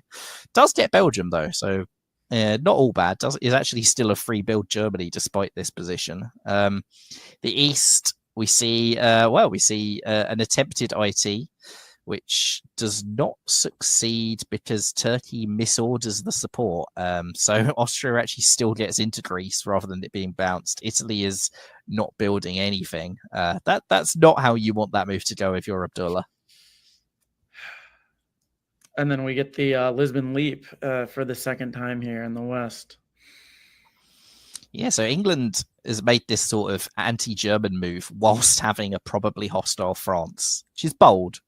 Maybe they thought there was going to be an FG either way, and that therefore they needed to do this to get some sort of position. And their reward for it is not a build in St. Petersburg. So they look like they've got a decent relationship with Russia, at least at this stage. Yeah, they've built the anti-French moves, possibly hoping to make up with Germany, but Germany sort of committed by building 2 fleets. They do get the expected French move to the English Channel, and England sort of backs away by going for Sweden first, and Russia is sort of in on the anti-German action, it looks like. And then we have an immediate reprisal, or immediate well, Austria gets back at Italy. I got to look at my dictionary. Austria gets back at Italy immediately by teaming with Turkey, going to Ionia. And I'm sure Turkey said, oh, I messed up that support on purpose. I was just trying to show you Italy's true intentions. So now it looks like a AT for certain, and actually more like a rat to go against the France that's looking strong in the West. France, Germany, I would assume, but Germany's moves seem a little bit ambiguous. I think if you're Germany and you put those 2 fleets down, you've got to be supporting yourself into Baltic Sea. It's really weird to not do that from there. Like the tap on Denmark is an attempt to hold Sweden, but Sweden's just not really holdable, and England was probably always going to put Denmark into it. So, yeah, I think that this is a missed opportunity from Germany to at least clear Baltic Sea and not have too much pressure. Italy is, meanwhile, in a really, really bad position. Yeah, and they will pick up. Oh, okay. Well, they will pick up Tunis, and they also get an attack on Greece from Turkey. So, unless that is part of some agreement, which I don't think it is, we now have an RT that is going to maybe give Italy a break, although it could just mean that Italy gets a very short break, and they will be next on the menu. England has gotten no movement towards them from Germany, so they may be salvaging this position diplomatically, and Germany goes down Belgium. So it's interesting to see England move towards France, but not end up in a bad, not end up actually attacked by France, maybe sort of a trust but verify. So some shifting alliances early in this one. Yeah, it looks like England has basically got Gunther to get a bit greedy to go for Belgium, and so Gunther's now attacking Germany and England at the same time. And Germany's going down 2 and is in a very rough spot. Still hasn't cleared Baltic Sea either. Yeah, not the ideal year for Germany. Austria is collapsing to a juggernaut, and we don't see a juggernaut be successful very often nowadays. AI tend to work together and tend to stop it, and AI tends to beat RT in a straight fight. But when you have AI fighting each other like we've had in this game, that's how Russia, Turkey can work together, and that's why the Juggernaut became such a feared alliance. So maybe these two are just going to roll through the East, and it would be quite hard for anyone to stop them. France is not really in a position to come down into the Med. Maybe EF can disengage, but I don't know. Those English fleets now make that really, really difficult. You know what would have been kind of clever here if Turkey intends to really attack Austria, Constantinople to Greece with the convoy would have set them up to take Serbia and control things a little more effectively. I need a bunch of variations on this. I think actually tapping Apulia and having them be so far out of the way might have been good as well. I think because they're going to be, in my mind, the assumption is all Austria's moves here. If you're working with them, then you're working with them.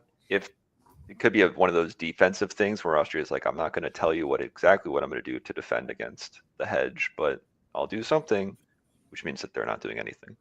But I would say it's better. You want Italy, I think, on 3 instead, specifically because it might have to be an army later.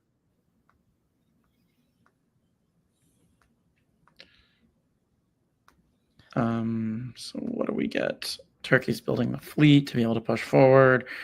Italy will have, let's see, Italy will have the opportunity to try to kick Ionian back if he can work with Austria. But yeah, I don't know. Nothing too notable here. And what I will say is, I love lying to Austria in this position. I think McCullis is correct that in a fair fight, it definitely leans towards AI. At least that's how I see it from coming from a gunboat background. But the whole point is there's no reason to have a fair fight. And this is like being an Adriatic is sort of awesome. I think what I'm more curious is it seems like Italy is totally cool with it, or at least doesn't understand the threat posed by a retreat to Tyrrhenium. So let's keep an eye on that and see if that develops into maybe some future collaboration, or if that's just like trying to get one dot from Trieste and then, fumbling out of a defense until Russia might be looking to stab. In the north, it's a big shift towards the thing that's already weak. I mean, I support blood in the water, not getting anything out of them. Baltic's still not cleared. I don't know. I don't think this Germany is long for the world. Yeah, if you're keeping the two fleets to still not clear Baltic at this point is a little bit of it's getting towards negligence. EF have made up, and looks like EF is now the alliance to go in the west, and they're doing a sort of race against the RT in the east. Mid-Atlantic and Brest is an interesting place to part those two fleets for France, though. Like, if you wanted to stay neutral but be able to jump into the Med, you could do Spain South Coast in Mid-Atlantic and therefore be that step closer to going to Western Med and North Africa at the same time, charging into the Med when you want to go there without having to do it yet. This is a much more anti-English neutral resting position for those two fleets to be in. Yeah. Well, you can do that, but that just goes back to you'd rather be in North Africa as well if this is what you were doing. I certainly agree. Yeah. But I mean, I think there's also maybe it was a bit of like, let's see if England's as good as their word. Because there's certainly England's in a position actually where I would say you might not need France, to be honest. And the deals being cut here might signal that. Once you can seal off St. Petersburg, and Russia's like looking at their units and being like, I'm one short of what I really need to get anything done in the south. And, this could be a good deal to cut for England, just to be like, why don't you turn south now? Stick around for a turn just so you can believe me. And now it's like, well, clearly I've shown good faith, and I'm also a turn of momentum ahead of you, progressing in the north, get stuff done much quicker. Yeah, I mean, the Ruhr blow up, France can rebuild in Marseille to make this attack stronger into the Med. France appears to be playing one short, right? So France actually has two builds here, given that they're on 6. So, yeah, this isn't too bad for France. That Barents Sea move is very curious, given the good relations between ER up to this point, and that there's still good potential for them to work together in Germany. But maybe they're actually going to be given St. Petersburg, maybe by agreement with Russia. Turkey's in an okay position, but they are so close with just minor tactical differences to being in a much better position. They could have taken Serbia if they'd have flipped the attack there. Although, I guess maybe they would have been worried about Ionian going into Aegean if they covered Greece with it, but there would have been a build. So it's a little bit conservative, but it could still work out, and they get it now. Yeah, Italy prioritizes making sure Austria dies over their own survival. Okay. What we've seen in this game is about as bad a relationship between AI as it can possibly get. Although I do notice that they're actually defending Trieste whilst helping Russia take Vienna. So, yeah, Italy is, I guess, anti-Turkey as well and is trying to do a wintergreen. They're just trying to help Russia at this stage. Maybe Russia said, hey, don't let Turkey take Trieste. I don't know. France gets into Tunis for free, though, which is always nice, and does get to move all those fleets into the Med. Gets back into Ruhr as well, and given that Germany still has 2 fleets, and therefore Munich is almost indefensible, unless Italy decides to prioritize that, This is turned into a pretty decent position for Gunther.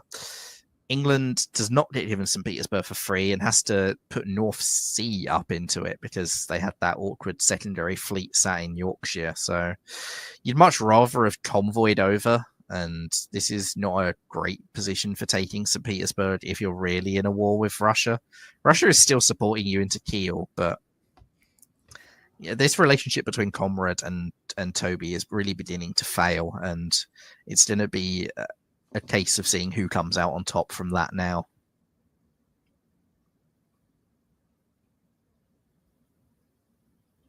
So in full, we see France push forward even more, does get into Munich as well. England gets another army onto the continent in Holland, keeps Kiel. Russia doesn't get Berlin because England hasn't supported them into it. So you would have to assume that if Russia's moved to Berlin there, they thought they were getting support. This looks like the final nail in the coffin of that relationship. England goes to Finland as well. Does move out of Norway to do it, which is a little awkward, but not the end of the world. They get in a build. They can backfill Norway with that build by convoying or by putting another fleet there. Meanwhile, in the east, Austria is dead and buried. Trieste falls to the Turk. Russia supports them in. So, yeah, this is just a full-on RT. Italy is not long for this world. And we're seeing this is a lot more of a draw-size scoring kind of game. Like, they've all agreed to gang up and kill Germany. They've ganged up and killed Austria. They're about to gang up and kill Italy. There's going to be 4 powers that are probably in this draw, and unless something goes drastically wrong for one of them.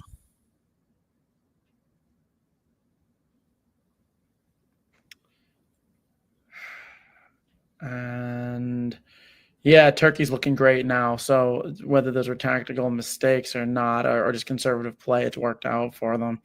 France is looking even better, though. I think this is a real a lot of positions you'd want to be in on this board. All right, let's see. I think I was gonna say I think England might be the one to clear that Russian fleet out of Baltic before Germany ever got to, but turns out it's a draw. Do these players know that it's draw-size scoring? Like, is this some sort of secret feature? No one's read the scoring system. Like, letting Italy survive is bad enough. Letting Germany survive in this game is unfathomable in a draw-size scoring system. This is just bizarre. They just know when you guys are ready to hit the next phase, and then they stop. They must be having a lot of fun off the board in addition to all the fun they're having on the board. I can imagine that. So after 2 rounds, we have 3, 4 board toppers and a shared top. I guess that's how we got 25% there. But 3 in the 140s, a couple others in triple digits. So again, I think from last time we said top 6 was close and everyone behind was not out of it, but you never know. Andrew, I did not read it. Is what's a solo get? Straight 60 and zeros for everyone else. Oh, wait, 60? That's all you got is 60? 60 plus 60. Oh, okay. So yeah, 120. All right. So what? But still, that's a good one. So usually a lot of the solo scores we see are like double or triple what you could get as a board top. So I think people are getting 80, 85 or so as a board topper. Without even eliminating everyone. Yeah. That's not even like a huge, massive score. So that's interesting. Less chance to jump way back in. Yeah, and again, I like the varieties that spice of life. So they're giving us a tournament here. So through 2 rounds, the biggest name coming into the tournament is leading. So halfway through, McCullis, thanks. We will let you get on with your day and in your preparation for the semifinal stage next weekend here on DBN. Looking forward to the 2025 DBNI. So thank you for joining us tonight, and we will see you on the next one. Cheers, guys. See you later.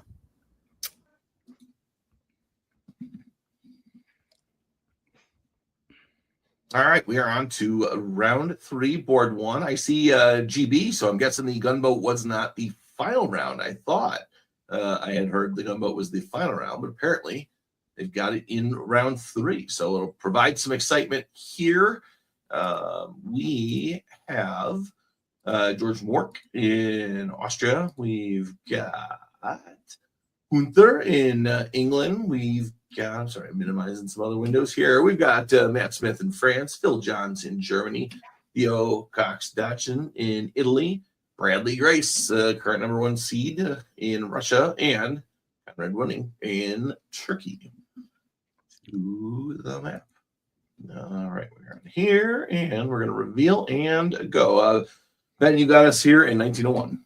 Sure. So we're playing Gumbo, but it's not anonymous Gumbo because everyone's standing around the board. So there could still be factors on who's leading the tournament. So that'll be interesting to see. And we do see Conrad open to Armenia right at the start here. I know you guys in Chicago might not think that that's an attack on Russia, but it might, it might be in this situation.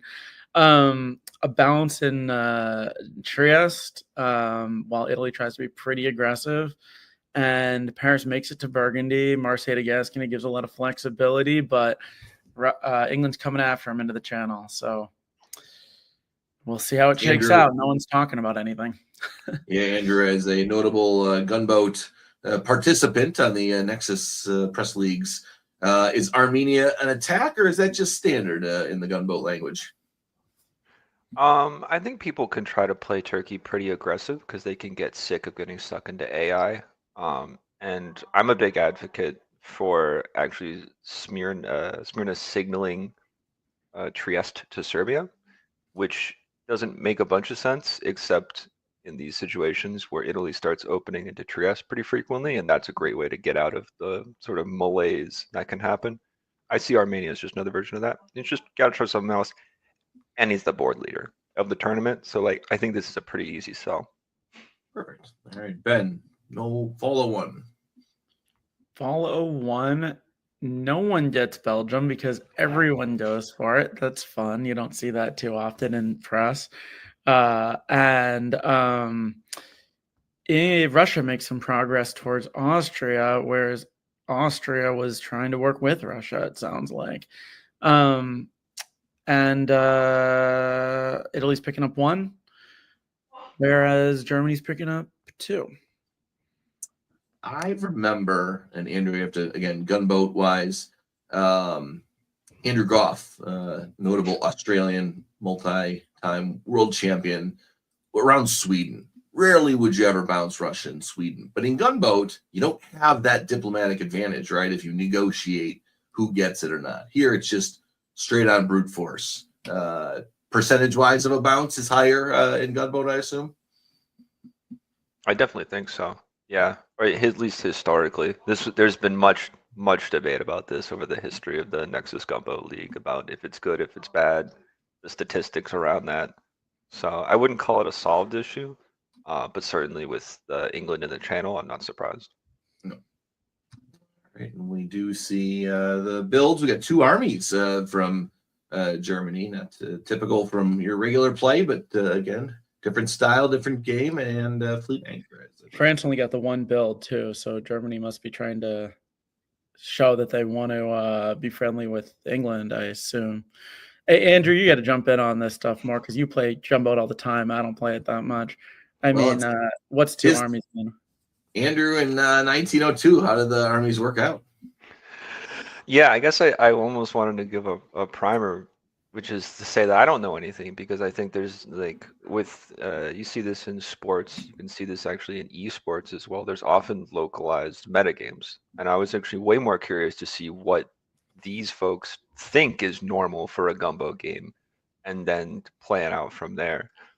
I think England's basically got a similar idea to what I see a lot with the anti-France meta, but the decision to build so many armies in the center, while not unusual, is going to swing things heavily in England's favor, I think, for the rest of the game. And I would be surprised if anybody else managed to catch up. Turkey's the best next chance. I think we have a lovely demonstration of gumbo in the mutual support so nobody goes anywhere between Serbia and Bulgaria. The rest seems pretty straightforward. Bradley's making good guesses, but no advances, and it might suffer the fate of many a Russia and gunboat. This was the most interesting spot on the map for me, is attack for Belgium to maybe be aggressive. The defense on Picardy. Maybe if you want to prevent the fleet from going there, and by doing so, you give up Burgundy. That seems like a mischance or a bad probability, bad guess. We will see how it plays out.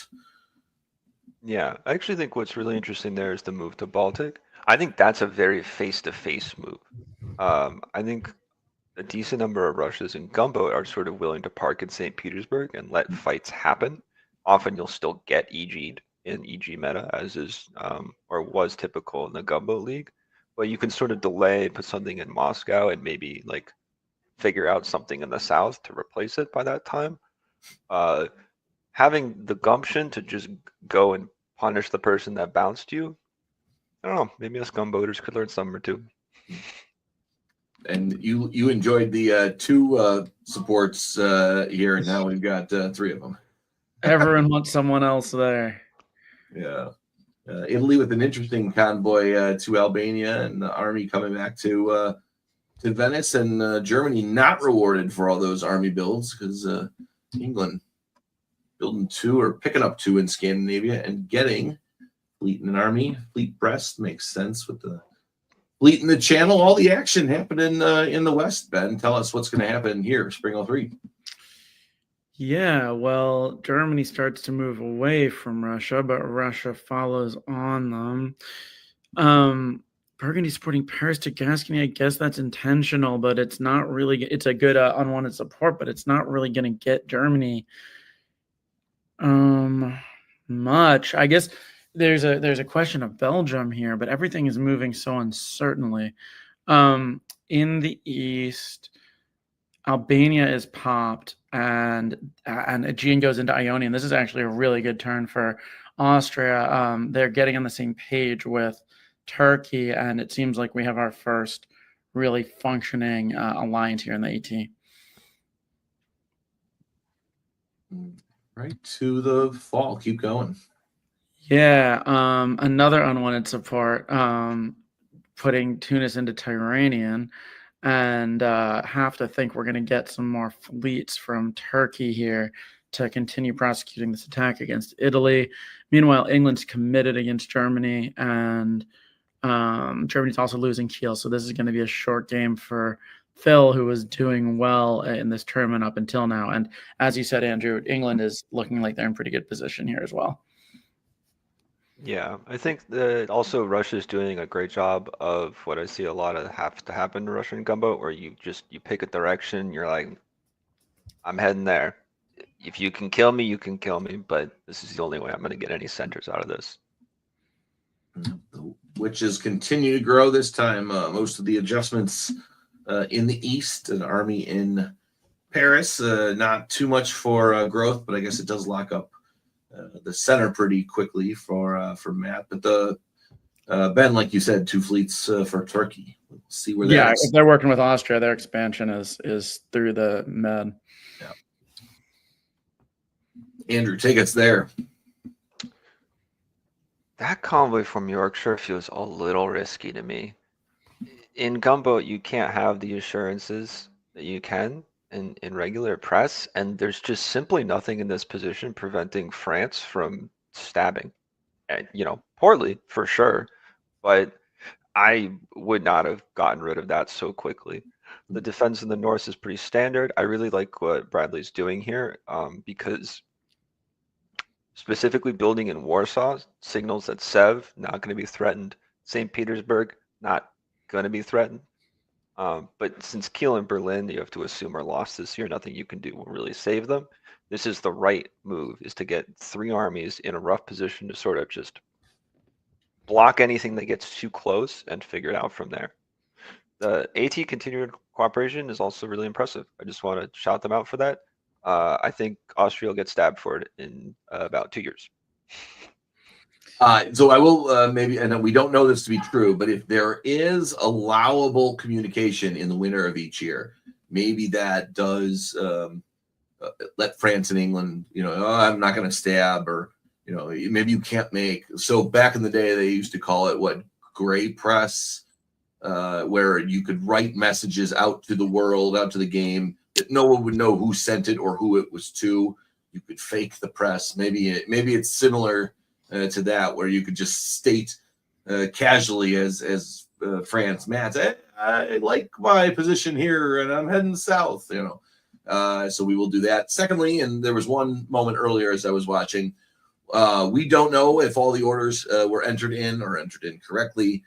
We do appreciate all the people who are doing the sandboxing here at these tournaments, because they allow us to bring these games to you. So first of two thank yous to the sandboxers. What did I call? I called them something else in the last broadcast. It was pretty funny. We were having a stabbers or something like that. It was pretty funny. But yes, my appreciation for those doing that. So maybe there's a little more context to some of these alliances than we know from a standard gunboat game. So sorry, long-winded explanation there. Andrew, bring us back to the game here.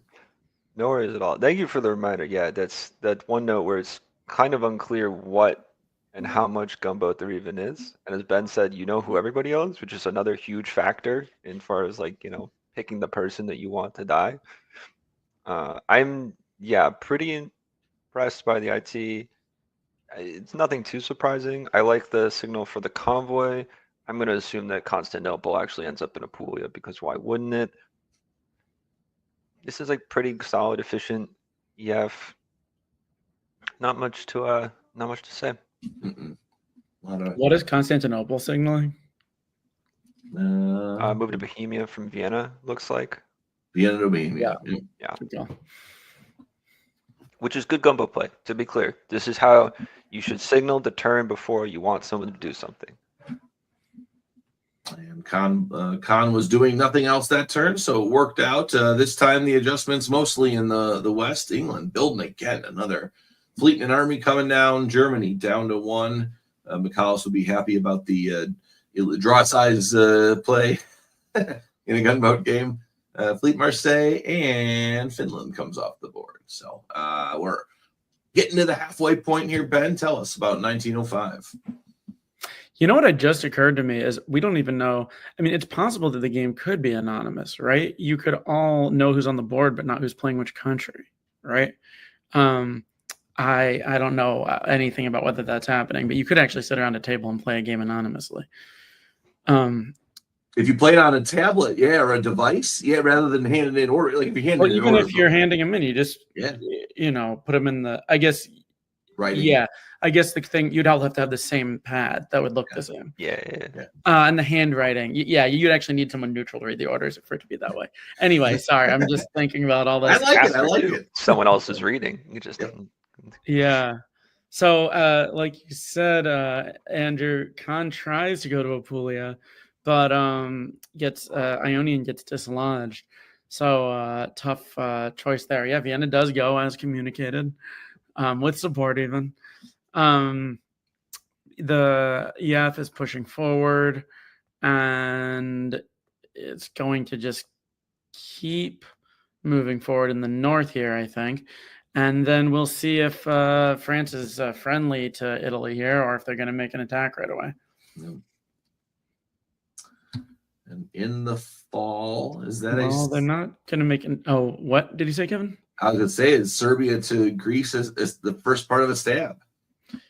Yeah, probably, because Prana also goes to Bulgaria, and that's going to allow for an attack on Serbia next turn. They also try to take Venice, and it doesn't work because France helps. Yeah, so France is helping Italy, but they also are going to Western Bad, which kind of means they probably aren't helping for that long. Yeah, I mean, everything except the AT goes kind of as expected. Turkey's making their move, and the question is, does anyone else make their move? I don't think Norwegian to Clyde is a move, but they're just kind of parking. We'll see. It'll be interesting to see if the Turkish action spurs England or France into doing anything. Andrew, that was going to be my question. From a strategic gunboat play, Sweden not necessary anymore because you've got the army into St. Petersburg and Norwegian to Clyde. Yeah, parking at home. Is this if you're looking at this, is it a turnaround? Is it let's just see how the map goes? I mean, not quite sure why you wouldn't just put it into Baltic. You're in a really solid position and it looks like Russia's running away from Moscow and Warsaw, seeing that like that's not going to be how they survive this game, which I believe is true. It was still good of them to give a shot. I think the Northern approach was correct, but like you can lock those up and then stab France in the last year or two. It's one thing I actually realized during our little magical break is that I wonder if some of the draws have been time limit problems, because I noticed that they only allot maybe 5 hours for the games. From Cascadia, games can go a little bit longer than that, take a little bit of time. And so I think Gunboat is actually going to be the one round to guarantee to probably just make time. Yep. That said, I think Turkey, you were working so well with Austria. I think you should just move to Albania this turn. I don't think it's the right turn to stab because you're not in Bulgaria already, and you don't have a follow-up besides Serbia. You're locked up. Sure, draw, whatever. I think that's fine. I think England tops this board regardless, and with no margin, and arguably no solo. I don't know, Ben. You think they can solo this, England, in 4 years? Solo, probably not in 4 years. I mean, only if France really sits around and then let themselves get stabbed at the end. But is the scoring system different? They're all are 0.6s, whereas they weren't before. 7 players left. Oh, right. So it gets divided differently. So McCall is crying in his sleep. I'm so glad he went to sleep. Interesting. Yeah. So I agree. I think England still runs away with it, but Turkey, it'd be interesting to see if Matt, who's right behind as well. I mean, Matt's going to have to make a play for centers at some point. Italy eventually gets carved up. How quickly can France bring units down to fight against Turkey, who's got no one behind them? France has got to worry about England behind. And maybe Turkey in a 1912 Nexus Press League, Turkey would be hard to bet against at this point if I'm looking at it. So I think I'm just even more curious about Ben's realization that they could all just be turning in the same notepad and then, shuffled or whatever. Because if you don't know who I am in this game, as pretty much any power here, I'm not drawing. But I will hold in reserve. Some people don't like Gunboat. That's okay. Yeah, if I'm England or if I'm France, I'd probably vote for it, realizing I'm not topping. But Turkey, it's hard. Although Conrad is an organizer, and sometimes organizers will do for the good of the game and go buy a pint or wherever for the newbies. So, all righty, that is round 3, board 1. Round 3, board 2 is the other Gunboat game in this round. We've got Adula in Austria, Theo Fox in England, David Wigglesworth, who I think was Austria, then Italy, now France. So going around the map that way. Toby Harris in Germany, Graham Dent in Italy, Jeremy Tullett in Russia, and Tom Garrity in Turkey. So I enjoy playing Germany. Let's see how Toby is, the second-ranked player with the 4th-ranked player right next to him, plays this one out. Andrew, let's move you to the odd-numbered years this turn. Ben to get the evens, and let's start right now. First, I just want to acknowledge the lack of Wardy in this round and the previous one, which makes me sad. But that's okay, because Gumbo makes me happy. I think support into Burgundy is interesting. I think that's something that a lot of people do when they're just not sure what's going on in Gumbo, and there's nothing wrong with it. There's nothing wrong with being certain, especially France, has a history of getting jumped. Besides that, McCallus would be happy about Smirned Ankara, a more modern Turkish opening. But really the star of the show here is the move to Tyrolia and to Venice. We're going to see if they follow through with an immediate hit. I did want to sort of compliment the Austrian in the previous game for opening with a variant of one of the hedgehogs. It might have been the riverboat. I can't remember all the names because there's just too many bad options as Austria on how to open. But yeah, I'm interested to see if they go for the Bohemian Crusher and just like fully commit to what I honestly think should be a more popular gunboat opening, even if it's going to make me miserable 1 out of 7 times. Hey, no one wins. No one tops every board, unless you're Jackson Roberts. I think he's got like a 90% top share according to the stats. We will see on that one. To the fall, no Bohemian Crusher. No Bohemian Crusher. And this, I mean, is kind of the guesses you make, the guesses you take in gunboat. That's all right. I think the best thing you can say is that Ankara didn't move to Con, which is sort of the immediate order. Is if you make someone like a large commitment like this, that it just turns into an immediate juggernaut. But actually, I think things are looking fairly up for having an interesting East. In the West, it's nice to see someone led into Sweden in a gunboat. I'm more curious to see how England feels in a year. This feels like a France that has no enemies, and the only thing worse than a France with no enemies in press is one in gunboat. Fair, yeah. England doesn't have a lot of information to go off diplomatically in terms of making this build, so we'll see if it's anything committal. It's amazing how quickly and how well you can build trust in a gunboat game when no one knows who you are, but what you write on the paper. So maybe this will pay off for Toby, who builds the traditional fleet and army. Really, I'd say mostly standard all across the board. Yeah, nothing really given away there. Yep. All right, Ben, spring 1902. So we have England and France making some moves toward each other. England prioritizes keeping Norway over getting into the English Channel. Holland is supporting north to Belgium. Is that right? Let us find out. Yorkshire to Belgium. Ooh, I like Which it. would have made sense, but it's moved.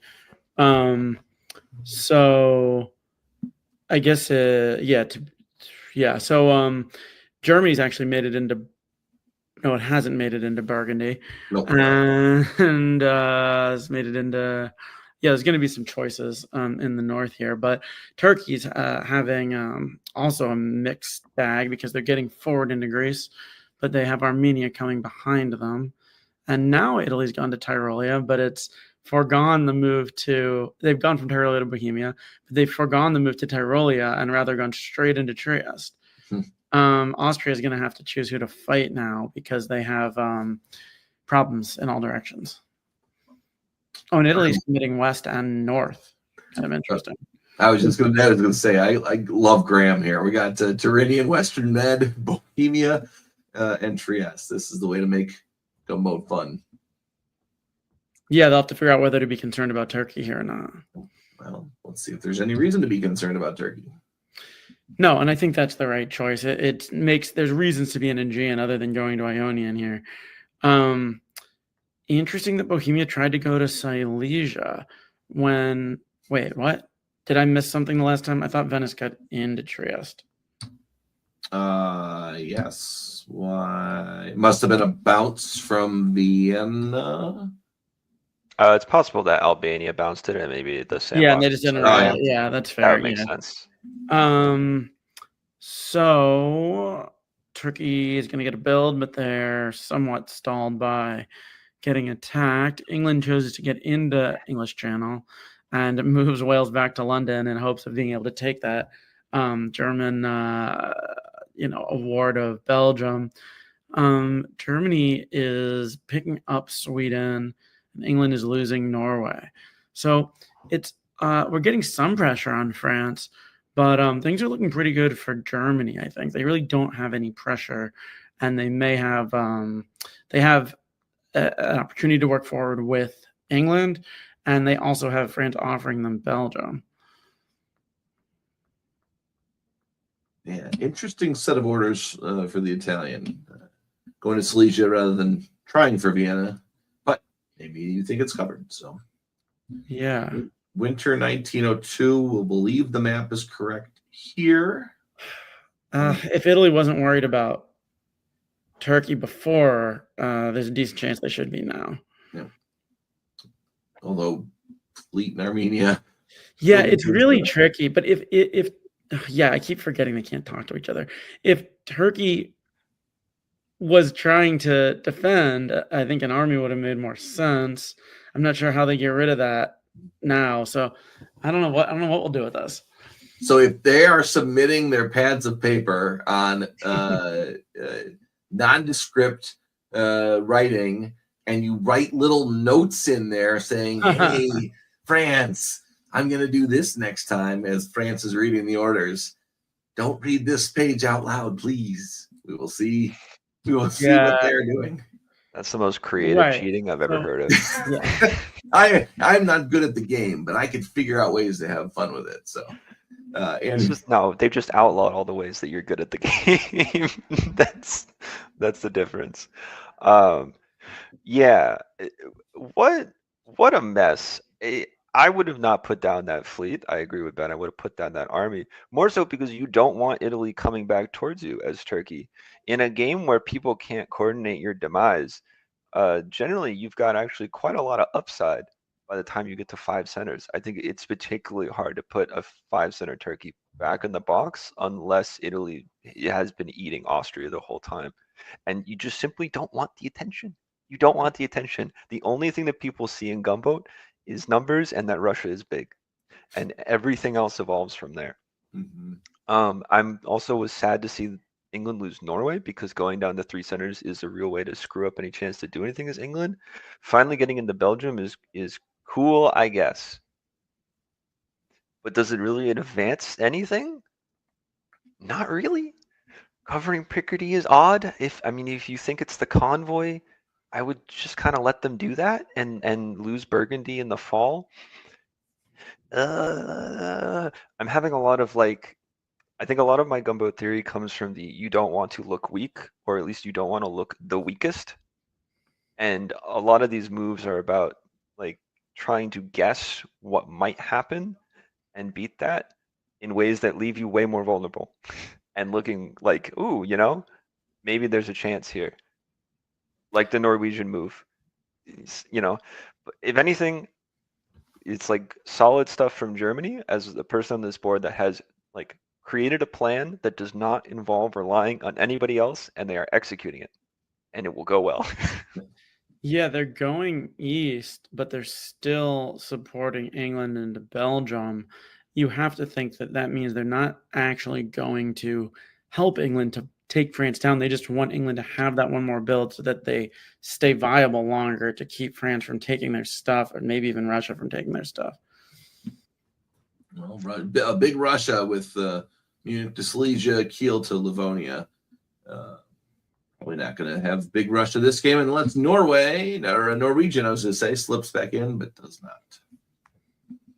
Yeah, and I guess similarly in an action over inaction, France, you've tried for a long time to get Germany to do something. They seem to not be willing. I'm glad to see you trying to take Belgium for yourself now. Unironically, these are the moves you have to make in Gunboat. You have to make it happen. It's not up to anybody else. It's nice when there's some coordination, but realistically, it's about what you can do with your units. Germany's doing a pretty solid job with that. I don't love the self-bounce in Denmark, if I'm going to be honest. I might have rather just go to Denmark and try to bounce Norway or something awkward like that. I think you can get a long way with sort of weird malicious moves that people can't get outright mad at because they're just too busy worried about how they're open from another side. In the south, though, yeah, just less self bounces. Saren wrote a very good article back in the day for Gunboat saying just do less self bouncing in Gunboat because you want to tempo, make something happen. And that's, the Ruhr thing is, I don't know. This just feels like we could have done so much more. Especially in a time-limited game, right? Yeah, and then, but I will say, hey, good job with trying to guess Anchor would move. It didn't, but this is the kind of stuff I like to see. Yeah, that was worth a try before Turkey's going to get a build here. Turkey does, leaves Khan open, puts an army in Smyrna. 2 fleets off the board in the South, Fleet Liverpool. I like that. We'll see how that goes. And Army Kiel. Germany still looking good. See how Okay. I don't think they like gumbo, which again, there's nothing wrong with disliking gumbo.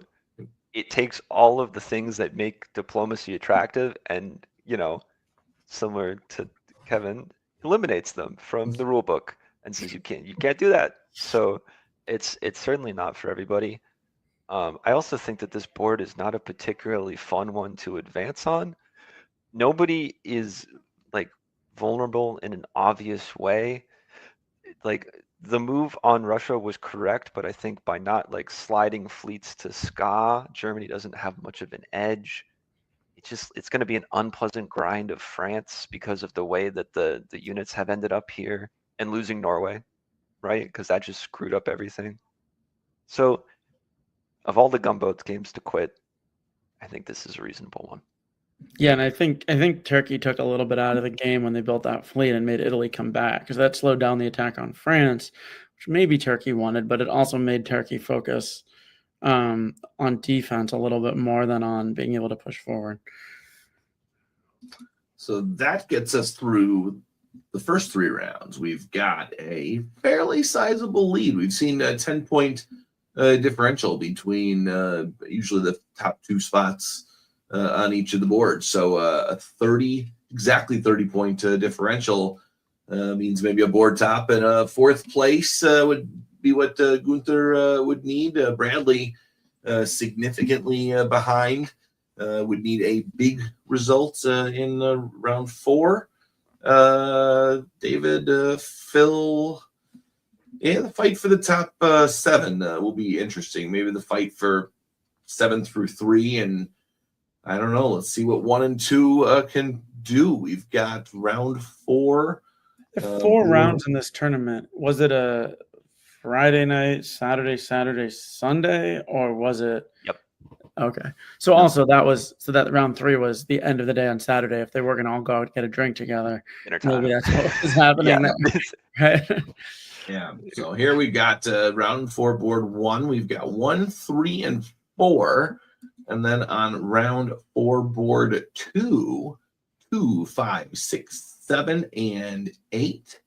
Let's do this one first. There's a lot of seeds up here, and we'll save the number 1 seeds board for last. So we've got Conrad in Austria, Matt Smith in England, George Mork in France, Gunther in Germany, Phil in Italy, Tom Garrity in Russia, and Theo Fox in Turkey. Ben, I'm going to put you back up into the odds on this one. Go to the map and let us go. And I'm going to actually steal your spotlight for a second. How many people do you think are going to get eliminated in this game? At least 2. I feel like, Andrew, you have a distinct perspective on this.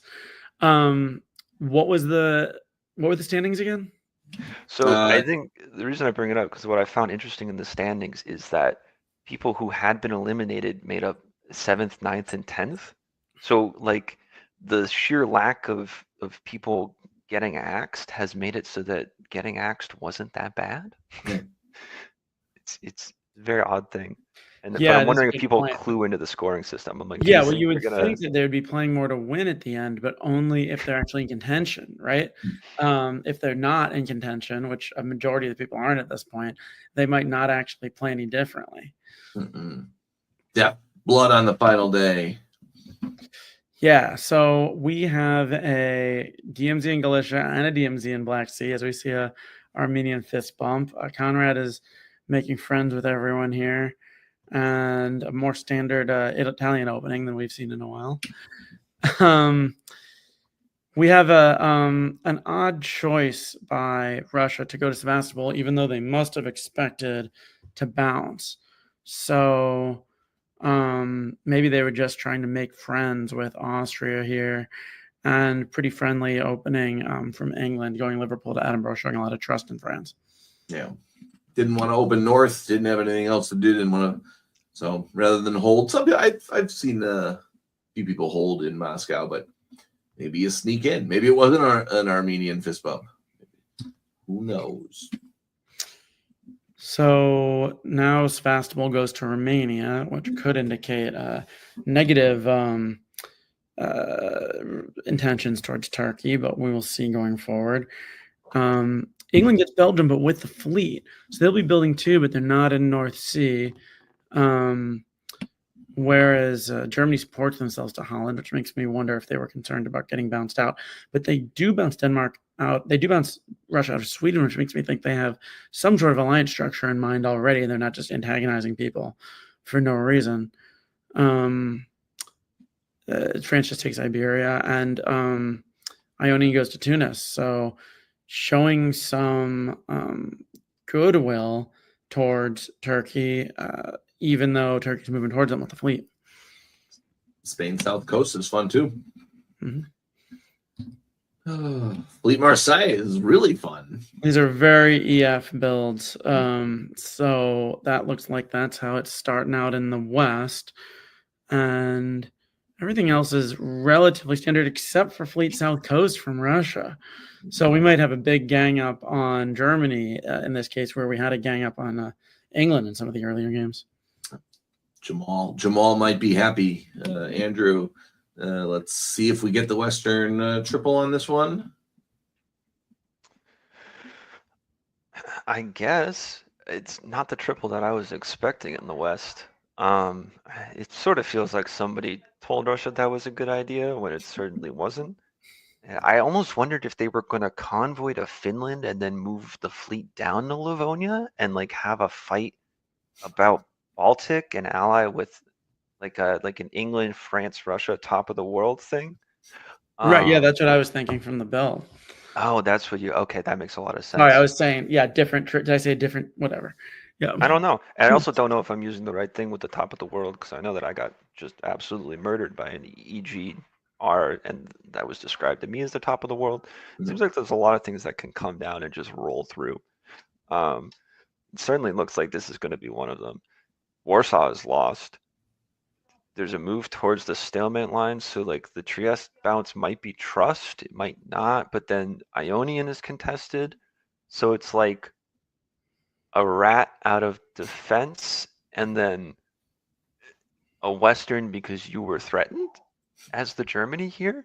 It's oh wait, sorry, that moves. It's not in Silesia, but yeah, I don't know. It does seem like very Italy's the odd nerve-wracking. man out here. Well, see where they go in the fall. Sweden captured. What in the world? I don't. Okay, so am I reading an EG alliance out of, I guess, necessity? Because I'm not sure why you wouldn't move to Skagerrak here. It just seems like the thing to do. I mean, so maybe it really is a Western triple, but Yeah, normally I England's see certainly like, not going for it. Germany's very vulnerable. yeah, I just think like in the last round, there's you can always like have a drink and smooth it over at the end. Now is the time to cut people out and quickly. There's only so many turns in a game. Germany looks vulnerable, and with Turkey sitting in the back and a rat, it's not like Austria being across the line is the end of the world in a way that an air can really like define a game for you. I don't know. I wish there was more. That said, France, great position. I'd like to see how they develop. Winter 1902 reveals just the single German build in Berlin. Nothing much to say from that one. Ben, spring 1903. So England keeps trying to push against Russia, but doesn't get anywhere. France does get into Piedmont, and it seems that they tried to help Turkey into Naples, but instead Turkey has gotten Italy on side, maybe as sort of a janissary, and pushed west. So we continue to have this sort of an east versus west, but Italy's been co-opted into the Eastern Alliance now. This is lovely. This is lovely. I can't wait to see. Let's see. This is the board with 2, 5, 6, and what is Gunther? Gunther was in second. I should. Gunther's Yeah. in 2. Yeah. And then, So Yeah, so people there's had a certainly a chance. reason here. And Gunther was like roughly 25 points, I think, behind on the leader. So like, there's reason to do this for sure. But I don't know. If Gunther's had, Andrew, you mean if Gunther's had sufficient diplomacy so that people on this board would prefer him to win, then you don't attack him, because he was the one who was vulnerable right at the beginning to an EF, and if Russia had been involved especially, and it seems like everyone just kind of changed their mind about that. Anyway, now we see Italy pushing into Mid-Atlantic, which I don't think reasonably England did not expect to be a possibility this turn. So now they're going back to defend themselves. They are going to get a build from St. Petersburg, which will be helpful for them. And yeah, Turkey's just hanging out. They're going after Mid-Atlantic as Turkey does, and sitting behind. I love the retreat from Silesia into Warsaw. We will see the dissolution of Russia goes down to loses both northern fleets. Austria with the retreat picks up Vienna, and Liverpool comes down for Matt. So as we head into spring 1904, Andrew, we've got Gunther, he was 30 points exactly behind. So he needs a board top, probably needs a big score. And of course, because everyone heard me make a prediction of at least two people being eliminated, we've got alliance play so far. All right, if you're sitting in Gunther's shoes, he has no enemies behind him, but none of the orders tactically seem like they're alliance based. He seems to be on his own. What does he need to do to take the upper hand in his sphere? I actually would say just status quo. Russia was sort of the big, like, I think, threat, like air rat coordination to put pressure on your borders. Austria by themselves, I'm actually not as worried about, because just there's less units around causing you problems. Especially with both fleets being pulled and the army in Warsaw. Look, will Russia get eliminated? Really hard to say, given that this thing happened so far. But I'm actually kind of feeling pretty up on Germany, especially if you can just send England west and be like, I'm not a threat to you. I'm not going to move to Holland. I'm not moving Munich. Just play time. Just play time and see if England gets so committed by quite accessible French dots, some sort of weirdness there happens. Because weirdly enough, you don't need the top if number one gets eliminated. True. Very true. But Ben, my follow-up question to you is going to be 5, 6, 7, and 8. Phil is in that mix. Conrad is in that mix. Are you playing the chaos agent here, going to Brest? You want to start causing, even if you're not the one taking the centers, maybe Matt's following you down to Mid-Atlantic, and then now he's in the French centers, like Andrew said. What if you're far enough out where you need something really crazy to happen?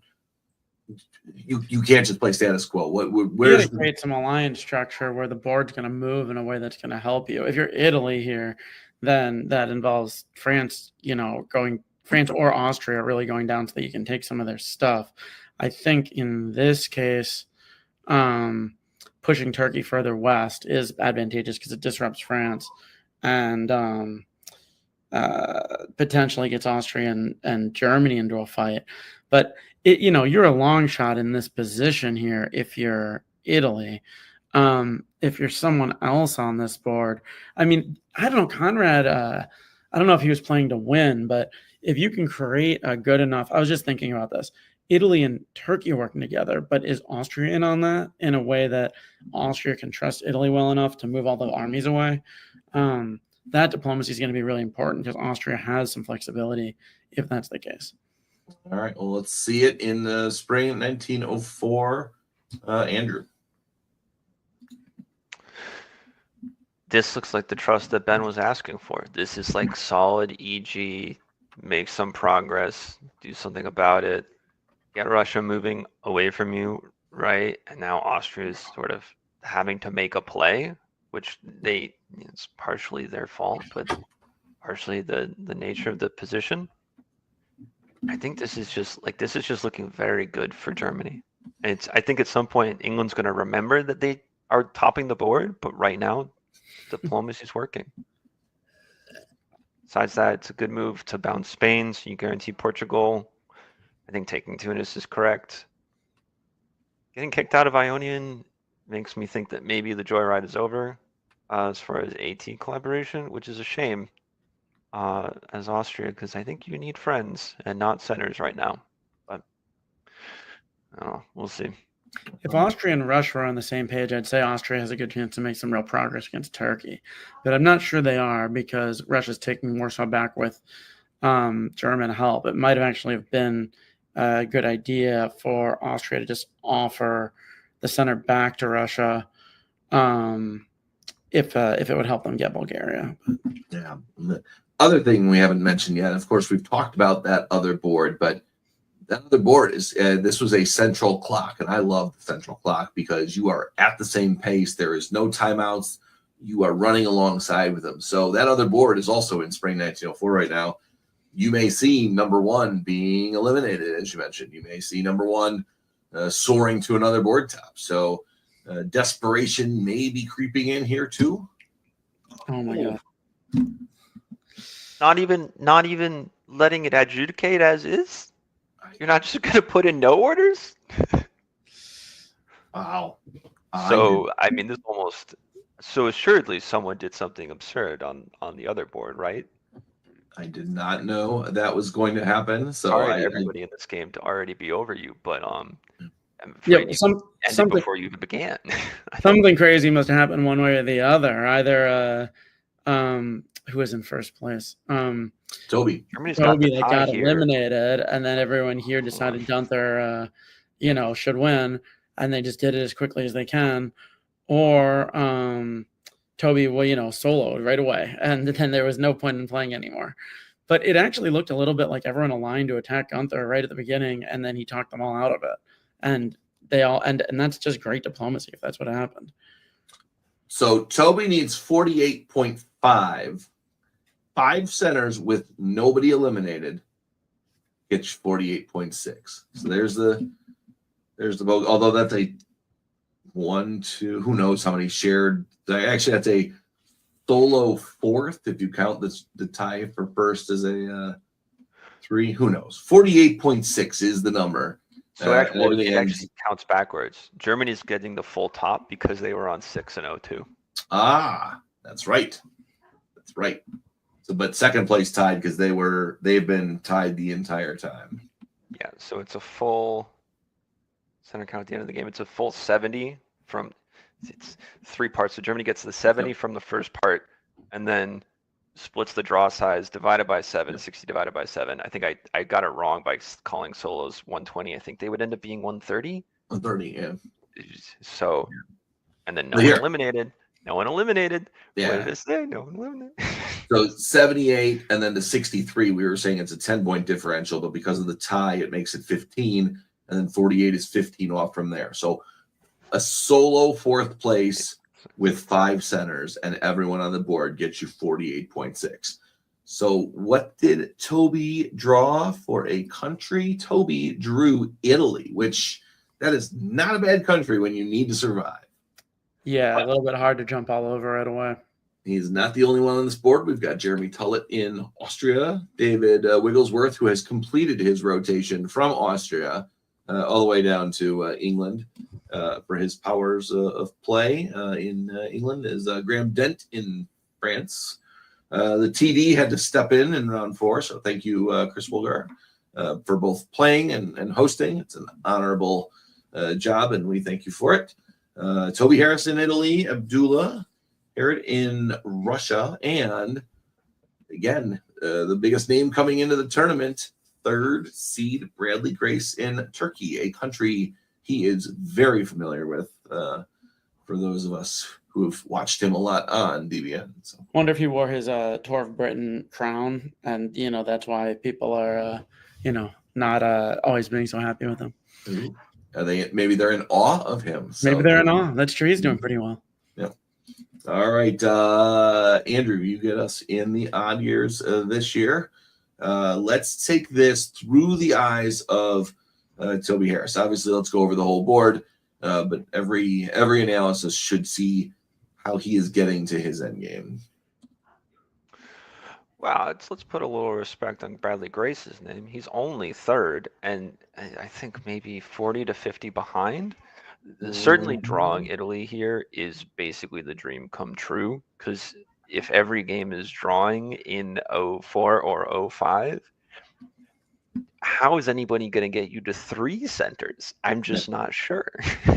He needed, let's see, he needs another 53 on top of what he's already got. So he'd need 96.7, which I have not seen one yet today. So yeah, and I mean, I'm already seeing like something that I wouldn't want to see as Toby here is Italy, which is distrust from my Austria.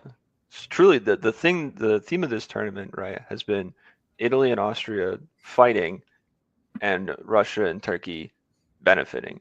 Maybe not to the full extent that we'd like to see. But like certainly the numbers have reflected that. And so I don't know, I would have moved to Tuscany or something. Like I think you immediately need to sell the game on anything but me, anyone but me, anywhere but me. And this is a little disheartening to see. The North, I think, is having fun. Chris is upholding the German Chris brand of Chris Brand in opening to Holland. And we'll see where it goes from there. Did not reveal. Let's get the reveal over with and fall. Another fleet in Belgium. This is if I could get a post-tournament interview with these folks, I think that's actually what I'm most curious about. After everybody says, yeah, we don't really care about gunboat. This is it's very interesting to see this over and over and over, and I think I'm probably gonna go back and rewatch and see how it's turned out, because of the whole non-threateningness of it. It makes me very curious. In the South, I mean, why aren't you convoying to Tunis? I think is my big question. If the game, as much as we might dislike metagaming or playing to a score, I don't think it's unreasonable when you're number 1 and Turkey's number 3 to want to at least think about committing to the threat of a Lepanto, especially. I mean, maybe the worry is that you think this Austria is going to come after you. It's not impossible given the opening, but I think you really need to sell something here, like in air. I don't know. Ben, sometimes it's a pain in the butt to have to bring the army back. Yeah, you convoy and it's maybe a threat, and you got the fleet already in Ionian, but it can be, yeah. But it is more defensive against Austria to leave it. I guess that's the only thing I can think of. The same thing you just said. One thing I thought was interesting is this, because of the way Austria opened, Bulgaria not hitting Serbia or Greece is akin to Denmark not tapping Sweden. It's just it could have made a difference, whereas normally that move doesn't have that much impact. So there's some trust probably being built there between Turkey and Austria. Yeah, in Vienna to Trieste as well. So Trieste has been occupied the whole time. Obviously, 2 more armies coming down for Jeremy. 2 fleets for France. I think that's the first time we've seen that in the 8 games today. And Fleet London. Interesting. First time I think we've seen that in winter 1901 as well. So, Ben, spring 1902. Yeah, so the English fleet goes to Belgium to die. That's an interesting one. You don't see it too often. England does not move London to Edinburgh, but convoys Norway back. So there must have been a deal made with someone, because that's not really a pure tactical defensive move against France. But aside from England not most mad at Russia, I'm not sure exactly who the deal is with. The defense of Ionia is effective this turn, but it won't be in the fall if Turkey sticks with Austria. And it looks like we might have another rat, which has been more popular than usual this tournament. So yeah, a lot of coordination in the East there. Yeah, Toby, I think, has held those units the last 2 turns for sure. Is he frustrated because he's getting nowhere diplomatically, or is this just the style to say, look, I'm just hanging out, leave me alone for this game, just need one more center? I'm trying to figure out what Germany and England are doing. Germany is helping France into Belgium, but they haven't made any move towards England. England, David put the armies back there and said, look, you want to come back? Let's do it. So I like that. Yeah, that's true. And Russia has not punished them for it. Mm-hmm. So Russia is actually kind of surrounding Germany here, while Austria and Turkey are working on Italy. And France is fully committed to the attack on England, but without any help from Germany. I guess Sweden, I think it's an attack on Germany, but it could make a difference against England too if they wanted to. France picks up Belgium, moves all of the fleets north, occupies Burgundy, very strong French position, and Turkey is into the Ionian, so strong positions for both of them. Only one adjustment this time. Another northern fleet. This is like Hunter Catcher in the DBNI a couple years back, where I think he had 9 units and 7 of which were fleets. So that was very fun and memorable. I believe he did well in that game, but not in the next one. But to a little promo, next weekend is the semifinal stage of DBNI. So we'll see if we get interesting games like that in the first, where we'll have 4 boards in that first round. So winter, we already talked about. Andrew, into the spring. Yeah, and I think the fleet is certainly the right play. Defending Belgium is not, though. I'm sort of shocked by that. I was really looking forward to just sort of a grind out England position, but not as miserable and with plenty of time. Certainly looks like you actually managed to get Russia on side, convincing them that England can't do anything to you, and by the time that they could, they'll be dead. So simply follow your heart, my friend. But that's turning that. I want to put like just the slightest amount of a solo watch for Graham, just the slightest amount. The Belgium bit is, I almost want to take it away again, but like if there's anything that could really throw a wrench into things, like France already being in Norwegian, I think is the most progress we've seen in any game yet this tournament. All the games ended in like 1906, right? Right, and like they might actually get something done by then. Yep. How the progress? Austria is actually making a lot of progress, and this looks like this makes complete sense to me. As Turkey here, ideally, if you're going to get something out of it, it's actually I think going to be a really good second place score and not topping, just given the way things showed up. Taking out the other person that you can like have control over someone else's fate who's above you in the standings makes a lot of sense. And I think you just need to stick to AT, even if you're 3 centers behind in 3 years and it's like 8-5. And you'll just be like, that's fine. Let's just keep killing people. All you need to do is kill people. Unlike everybody else and all the other history. I think that's the goal for Turkey here. And so when you're Turkey, you wait long enough, you might have a chance to do something at the end. I would say exactly what you said, and also do not take a draw early. Let's see if they draw. Well, we, Okay. we Well, don't believe they'll draw this quickly because the other board was watching. We think.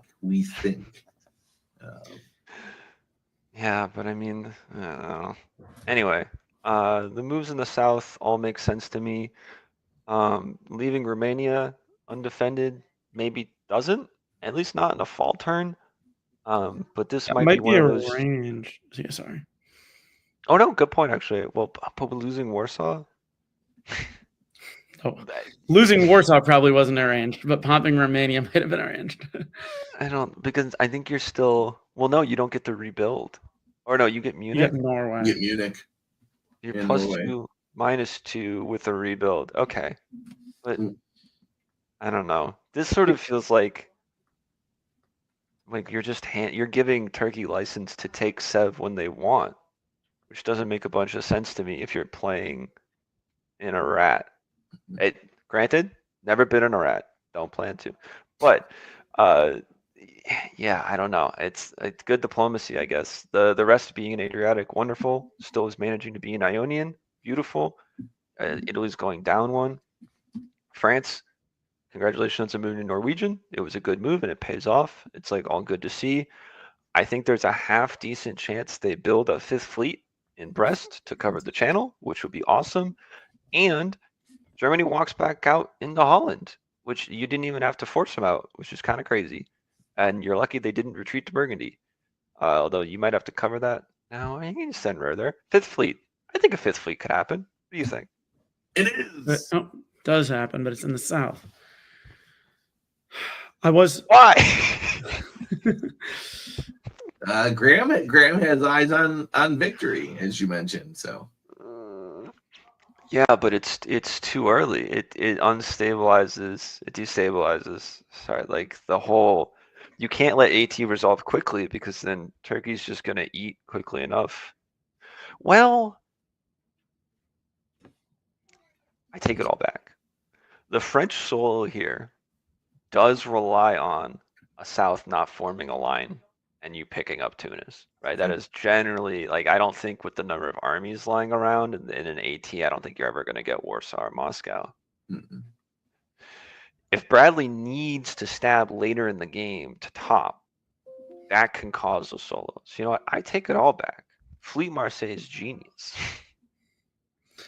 If you can negotiate your way towards Italy somehow, then I guess I could see it being beneficial. But it's you don't want to actually force cooperation between Turkey and Italy, although maybe they can't cooperate because of the meta situation where they're both leading. So maybe you just want to get your hand in that and hope that Italy eventually goes, oh, you can have my dot. I don't want Turkey to have it. Spring 1904 is when the other board was resolving towards a draw. This board continues here. Let's see what they do to get in there. Ben, tell us if this is going to lead to more play, or are they also going to draw in fall 1904? It is a little bit. It is a little bit stagnant. Italy's just playing defense and succeeds in defending Apulia and Rome. France is moving backwards from Ruhr. And moving towards Edinburgh, they should be able. No, they can't do anything with that. They're all fleets. If one of those was an army, they might be able to take Edinburgh, but they're all fleets. You are right, Pixie, that if they were in Brest, they wouldn't have to go backwards there. They could have actually moved forward and put 2 on London and had a guess in the fall, but instead they are getting involved in the Med. Yeah, I don't know. To me, it looks like a little bit of a backwards moving and like nothing's going on in the West, which is a little bit odd. The only place that things are moving is in the South. It's just guesses why things weren't moving. And again, there's a guess, but the Venice moved to Tuscany, so that's progress. Yeah, I wonder if England was just really mad that Russia took Norway. I think maybe like that's kind of what I'm reading here is this France switched from pure tactical advantage to a diplomatic one and said like just walked up and England was like, I'm pissed. And it was like, oh wait, you're mad and you're not mad at me? What can I do? Yeah, and having those English units to work with would mean that France didn't need to build that extra fleet in the north. So that'd make sense also. Mhm. Now Germany's getting in on the action here, taking Munich back. But loses Warsaw in the process, and with the Pippin Munich, we'll get a rebuild. I think that is it. Yeah, I mean Austria moves forward, but I don't think it's a And another fleet. Andrew is happy. All fleet build game. And Yeah, this I mean, is Yeah, with England playing your forward units, this is so much easier than actually just having to kill England. mhm. I don't respectfully, I don't care that you've built another fleet in the north. It won't matter. Oops, wrong button. Let's see if we play on. We do play on. Yeah, I think yeah. Graham's doing the right thing advancing. Germany's doing reasonable stuff to go, like, also gang up on Russia. Russia's doing the smart thing. All right, enough delaying. It's the stab. It's the stab we've been waiting for from Turkey. They've gone and they've done it. And I'm not sure what Austria has been doing in the meantime. France is like the fleet build to move into Tyrrhenian. This is just paying off. This is paying off dividends. Like, right? Like this is what we wanted. This is just, you know, that they're gonna have to stab. Be there, ready to facilitate chaos, and they have. I think it's great. Yeah, Bradley's going to go up here, but he's giving up the opportunity to eliminate Italy, which I don't know if he's doing math here, but he's going to have to get very well ahead. What was it, by 40 points? He needs 96. So he needs a bunch. Let's That's true. It's not just about Toby, it's about the other game also. So he's Yeah. got to get a lot of points regardless. yeah. And now the other game just ended, right? So he knows what he needs. Yeah, he knows, right. At this point, he knows, and I don't, again, the math on this, but at least 12 centers is where I'm thinking he needs to get close to. So, Yeah. Well, to be fair, I think the pitch, like if he had these Russian assurances in the spring, I do think it's the best move that you've got, is to see that Russia's about to collapse, and it's a very visceral thing to go down to and see it coming the whole time. And if you can promise them to go up to, you have to. I think the Italian piece was actually fairly stalemated thanks to the prescience of the French fleet, and there's only so much you can do about that. I'm actually way more shocked that Rome wasn't secured. That feels like the big diplomatic hole in this plan, which can happen in live games when you don't have like 24, 48 hours to go over everything in minute detail and convince people that it's the right thing to do, because you need Italy to pull here. I think that's really the core, is it just separates the defense way too much. As is, this just seems a bit like it's just not going to be enough, even though it's all you've got. yeah, because Ben, you gotta start making that stab early, right? We think we got 5 years, 4 years, whatever we can get in. Yeah, well, you got to try to do this diplomatically with Russia, right? Because you got Russia helping you now. They're going to be in a couple of the Austrian centers. You got to get them, and they're going down in the north. So they're not actually going to build from this, right? They're going down 2 and they're going up 2. Although they popped one, so maybe they're building 1. If you get Russia occupying these Austrian centers, and then Russia moves north, and you can, at the end of the game, just walk into them, that might be the way that Turkey's going to get as big as they can. But in the meantime, they're going to need to prosecute this attack on Italy and to finish them off. Yeah, and the solo watch remains slightly on. This is like just about what you want to see as France, is people slowly walking out of the way. I'm gonna like bet $5 that London holds for some reason this spring and gets eaten in the fall, because that's like what I'm feeling here. Yeah. Well, Jeremy drops 4 centers, pulls 2 more that weren't piffed.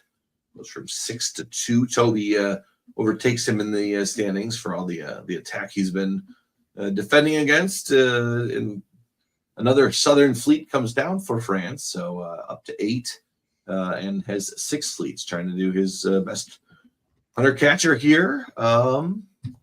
Spring 1906, Ben, keep us going.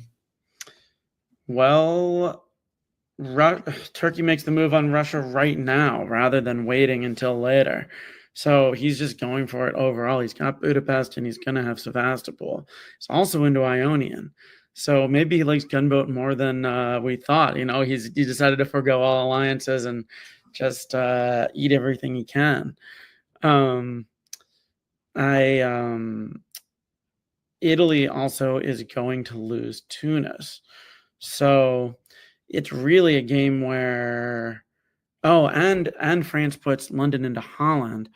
So I guess this is sort of a a game where we're having the two biggest powers that are just kind of going after everyone, and we'll see if France takes London, but it sort of seems like just a big race at this point. That Yeah. convoy, but while leaving Burgundy. So like really thinking that Germany's not gonna, just make sure. Well, it's got it. Yeah, it covers it now. Although I'm not sure what being in Marseille did, but maybe they had some sort of a possibility that Germany would move somewhere else. But anyway, takes London. That could have been a great, I guess, just like, I'll let you stay on the same number. But it's very janissary behavior from David here. Turkey is going to go up Sev, Budapest, and helps Austria into Vienna to try to make sure Russia goes down as much as possible, in decent position to possibly well, no, we'll see what happens there. What happened with Ionian? All right, sorry, wow. All right, so that's the end. They end up tying. So that is not enough for Bradley, right? So Toby's the winner. I mean, not Yeah, Toby. so I assume they just misprinted the rules, yeah, is and the when they winner. said it ended in 09, the 9 was supposed to be a 6. That's what I'm figuring. Yeah, exactly.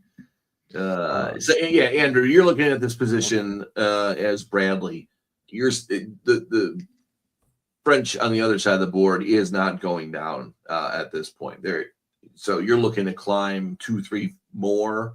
Is it possible in 3 years? With now you've attacked Austria, you've attacked Russia, Italy.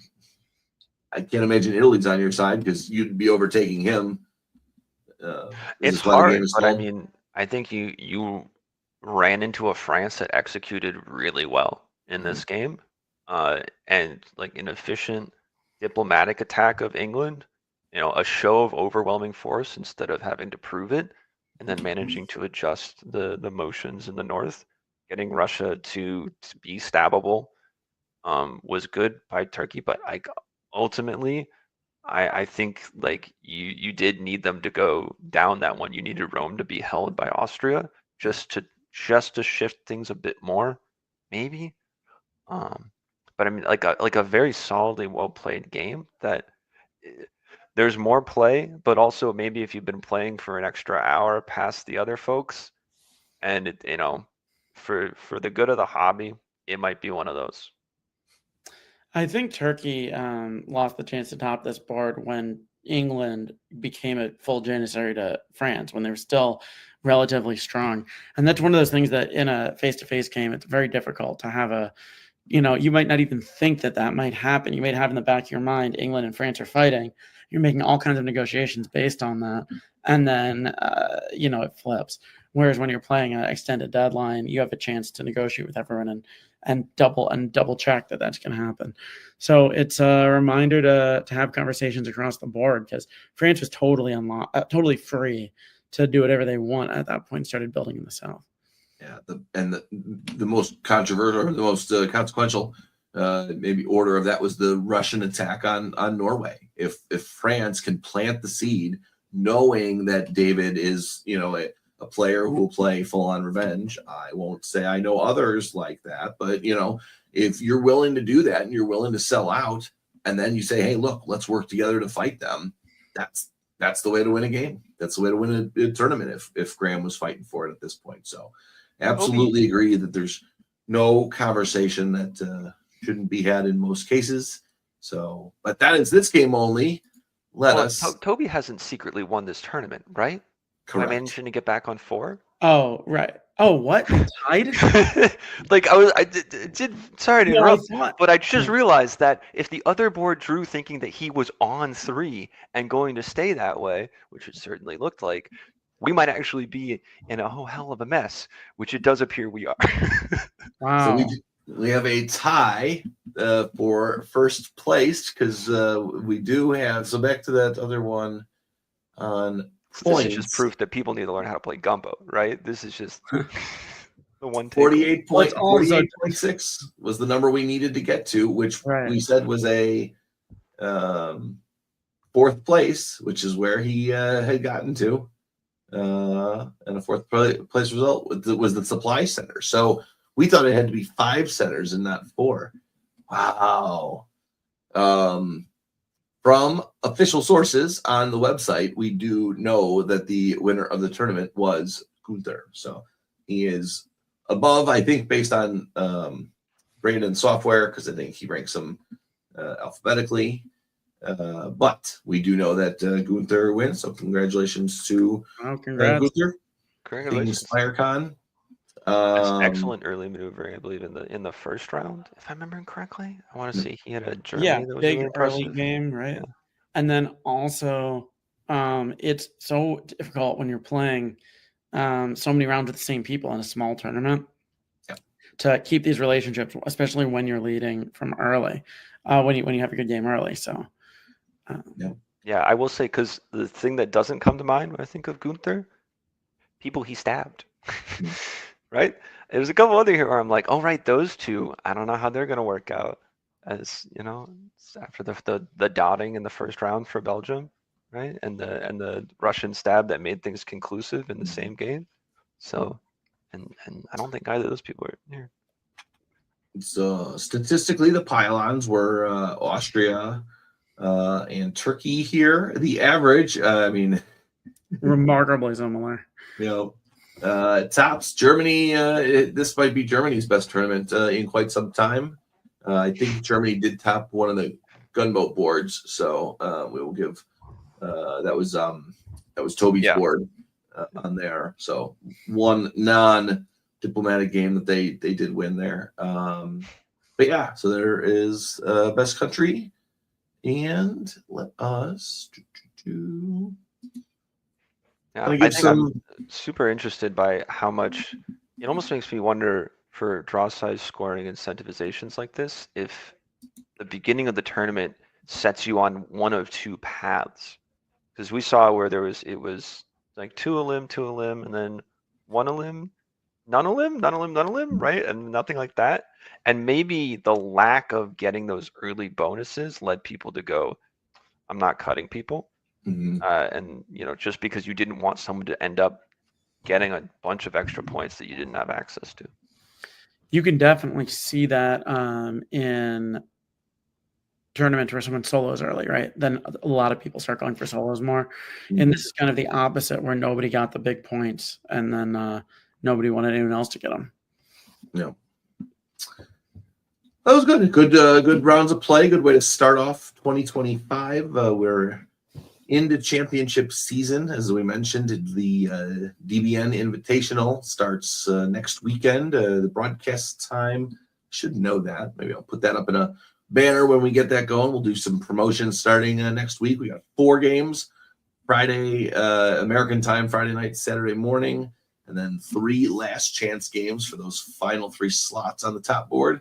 The top board will be played the following weekend. Time TBD, depending on who will make it. I think last year we had obviously 7 players and 6 different time zones. I think was was interesting. So we'll see who we have this year. A lot more Australians performed well, so we will probably certainly have someone from down under, which the time zones there, but it's less European players. I think made it this year. So maybe we have a later night American and an early morning, or not as early morning Australian time if we don't get a European on the top board. But Bradley and Gunther, although these standings won't count for DBNI because that was already announced, but Bradley is playing. We do know that, and I think I didn't think Wardy was low on the list. So for anyone who played here, obviously McCallus, who we had on stream with us, but McCallus stays up till crazy hours of the night, so we don't worry about his schedule for getting those games. So Ben, you've played in every one of them, right? Is that right? I did not make it last year. I did some fun sideline reporting. Ooh, I'm not gonna go back and look at I it. didn't. For some reason we couldn't get the tech going, so I wrote notes and Brian read my notes. There you go. Yes, I travel a lot those weekends with it not being President's Day weekend here in the States. I will not be traveling, so I'm looking forward to 2 weekends of coverage. Promo for Worlds one more time. WDC 2025, April 4th through 6th in San Francisco. That is the website. It is on the NADF website, which is a group of us here in America who host some tournaments. The North American Diplomacy Federation DipCon will be in Chicago in the fall, so we'll start promoting that after we get through WDC. I think tournament-wise, DipCon might be the next face-to-face here. So There's DixieCon. Yeah, that is later. That is Memorial Day weekend. We've got that. Virtual face-to-face is ongoing. Nexus Press Leagues. I have not had as much free time to play recently. World DipCon might be the next one. Right, Yep. I got it, yeah. Everyone's covering all the basins. Kevin says, go to what's near you. If this is your first time, just show up. If you happen to live in the Bay Area, there's room. If there's any tournament you're going to go to, and even if it's your first, I would recommend this World. When I talked to Adam Silverman at Cascadia a couple weeks ago, he said over 80 people were signed up, and I convinced one more since. So it's at least 81, which is just mind-boggling on how complicated of a mess that's going to be.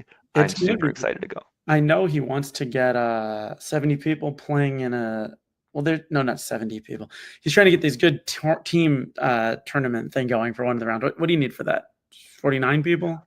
I think that's going to be the last round. The people that don't make the championship cutoff, which I believe is 21. Don't quote me. Right, that's what play it in is, a team right? round.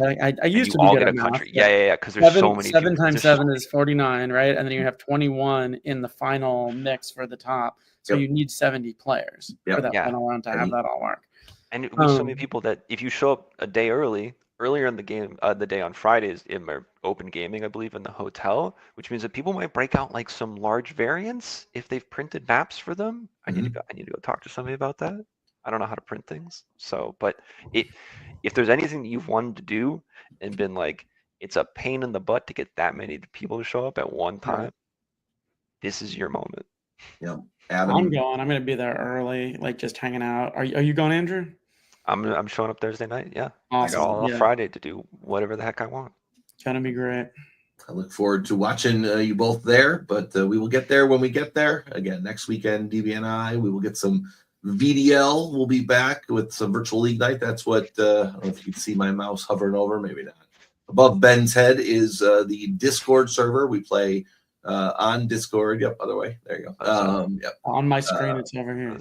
We use the voice channels in Discord to play virtual face-to-face. It's great for those who don't live in a city big enough to find 7 people. I'm lucky to live in Chicago, where we had 2 boards at a local house a couple weeks ago. So we had 13. Someone played 2 boards.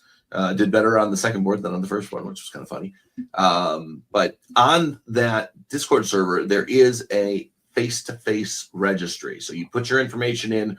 No one's spamming you. It only goes into a lockbox, so to speak. And when organizers want to try and find people to play, the bot will send you information, so that way your information is not released to me trying to organize. We'll say, hey, we want to get a game of 7 in Chicago, and so within a 50-mile range or 100-mile range or something like that. So join there. There's links to other clubs in there. As McCallus mentioned, London, they got some games. The Potomac Tea and Knife Society, I saw on Facebook today, posted a map of a game from 11 years ago, and someone said that they were looking to start up another game soon. So there are clubs and hobbies out there. If you haven't played face-to-face in a while, in Chicago, we had someone who hadn't played. They tried it. They've got friends who play, but you can never get 7. And they hadn't played in 20 years, and they were able to come out for the first time in 20 years and play. So it was. Oh yeah, and don't forget, for these tournaments, you don't have to play the whole thing. Like, there's going to be 4 rounds at Worlds. If you can show up for 1 round, if you live in the area, just come be part of it. Yeah, open gaming's fun. Going out and touring the city. I went to the DipCon in 2010 in San Francisco, and I took one of the nights off to visit some friends and have dinner, and it's a great chance to meet some people you've met in the virtual chats too. So we could talk about this all night, which we won't, because we are getting near the end of our stream. I want to thank you gentlemen very much for sticking with us. It was a great tournament. Thanks to McCallus, who left us earlier to get to bed sooner, as he's across the pond with those guys. This should be coming to your streams, I think, on Saturday night. So we'll enjoy the coverage and join us back here one more time. Oh, wait, I didn't do it. Sorry. The last is, where is, shoot. Well, there's a little icon that's it. Here we go. Like and subscribe. Let's get rid of the banner, do all the information thing, like and subscribe. You'll get the notifications about next weekend. We appreciate your views. We have stayed the subscriber count keeps growing little by little, so we know we're having an impact, which is exciting here. And we'll see you next weekend. Ben, we'll see you on a board. Good luck. And when you're on there, we want you to stay safe and stay well.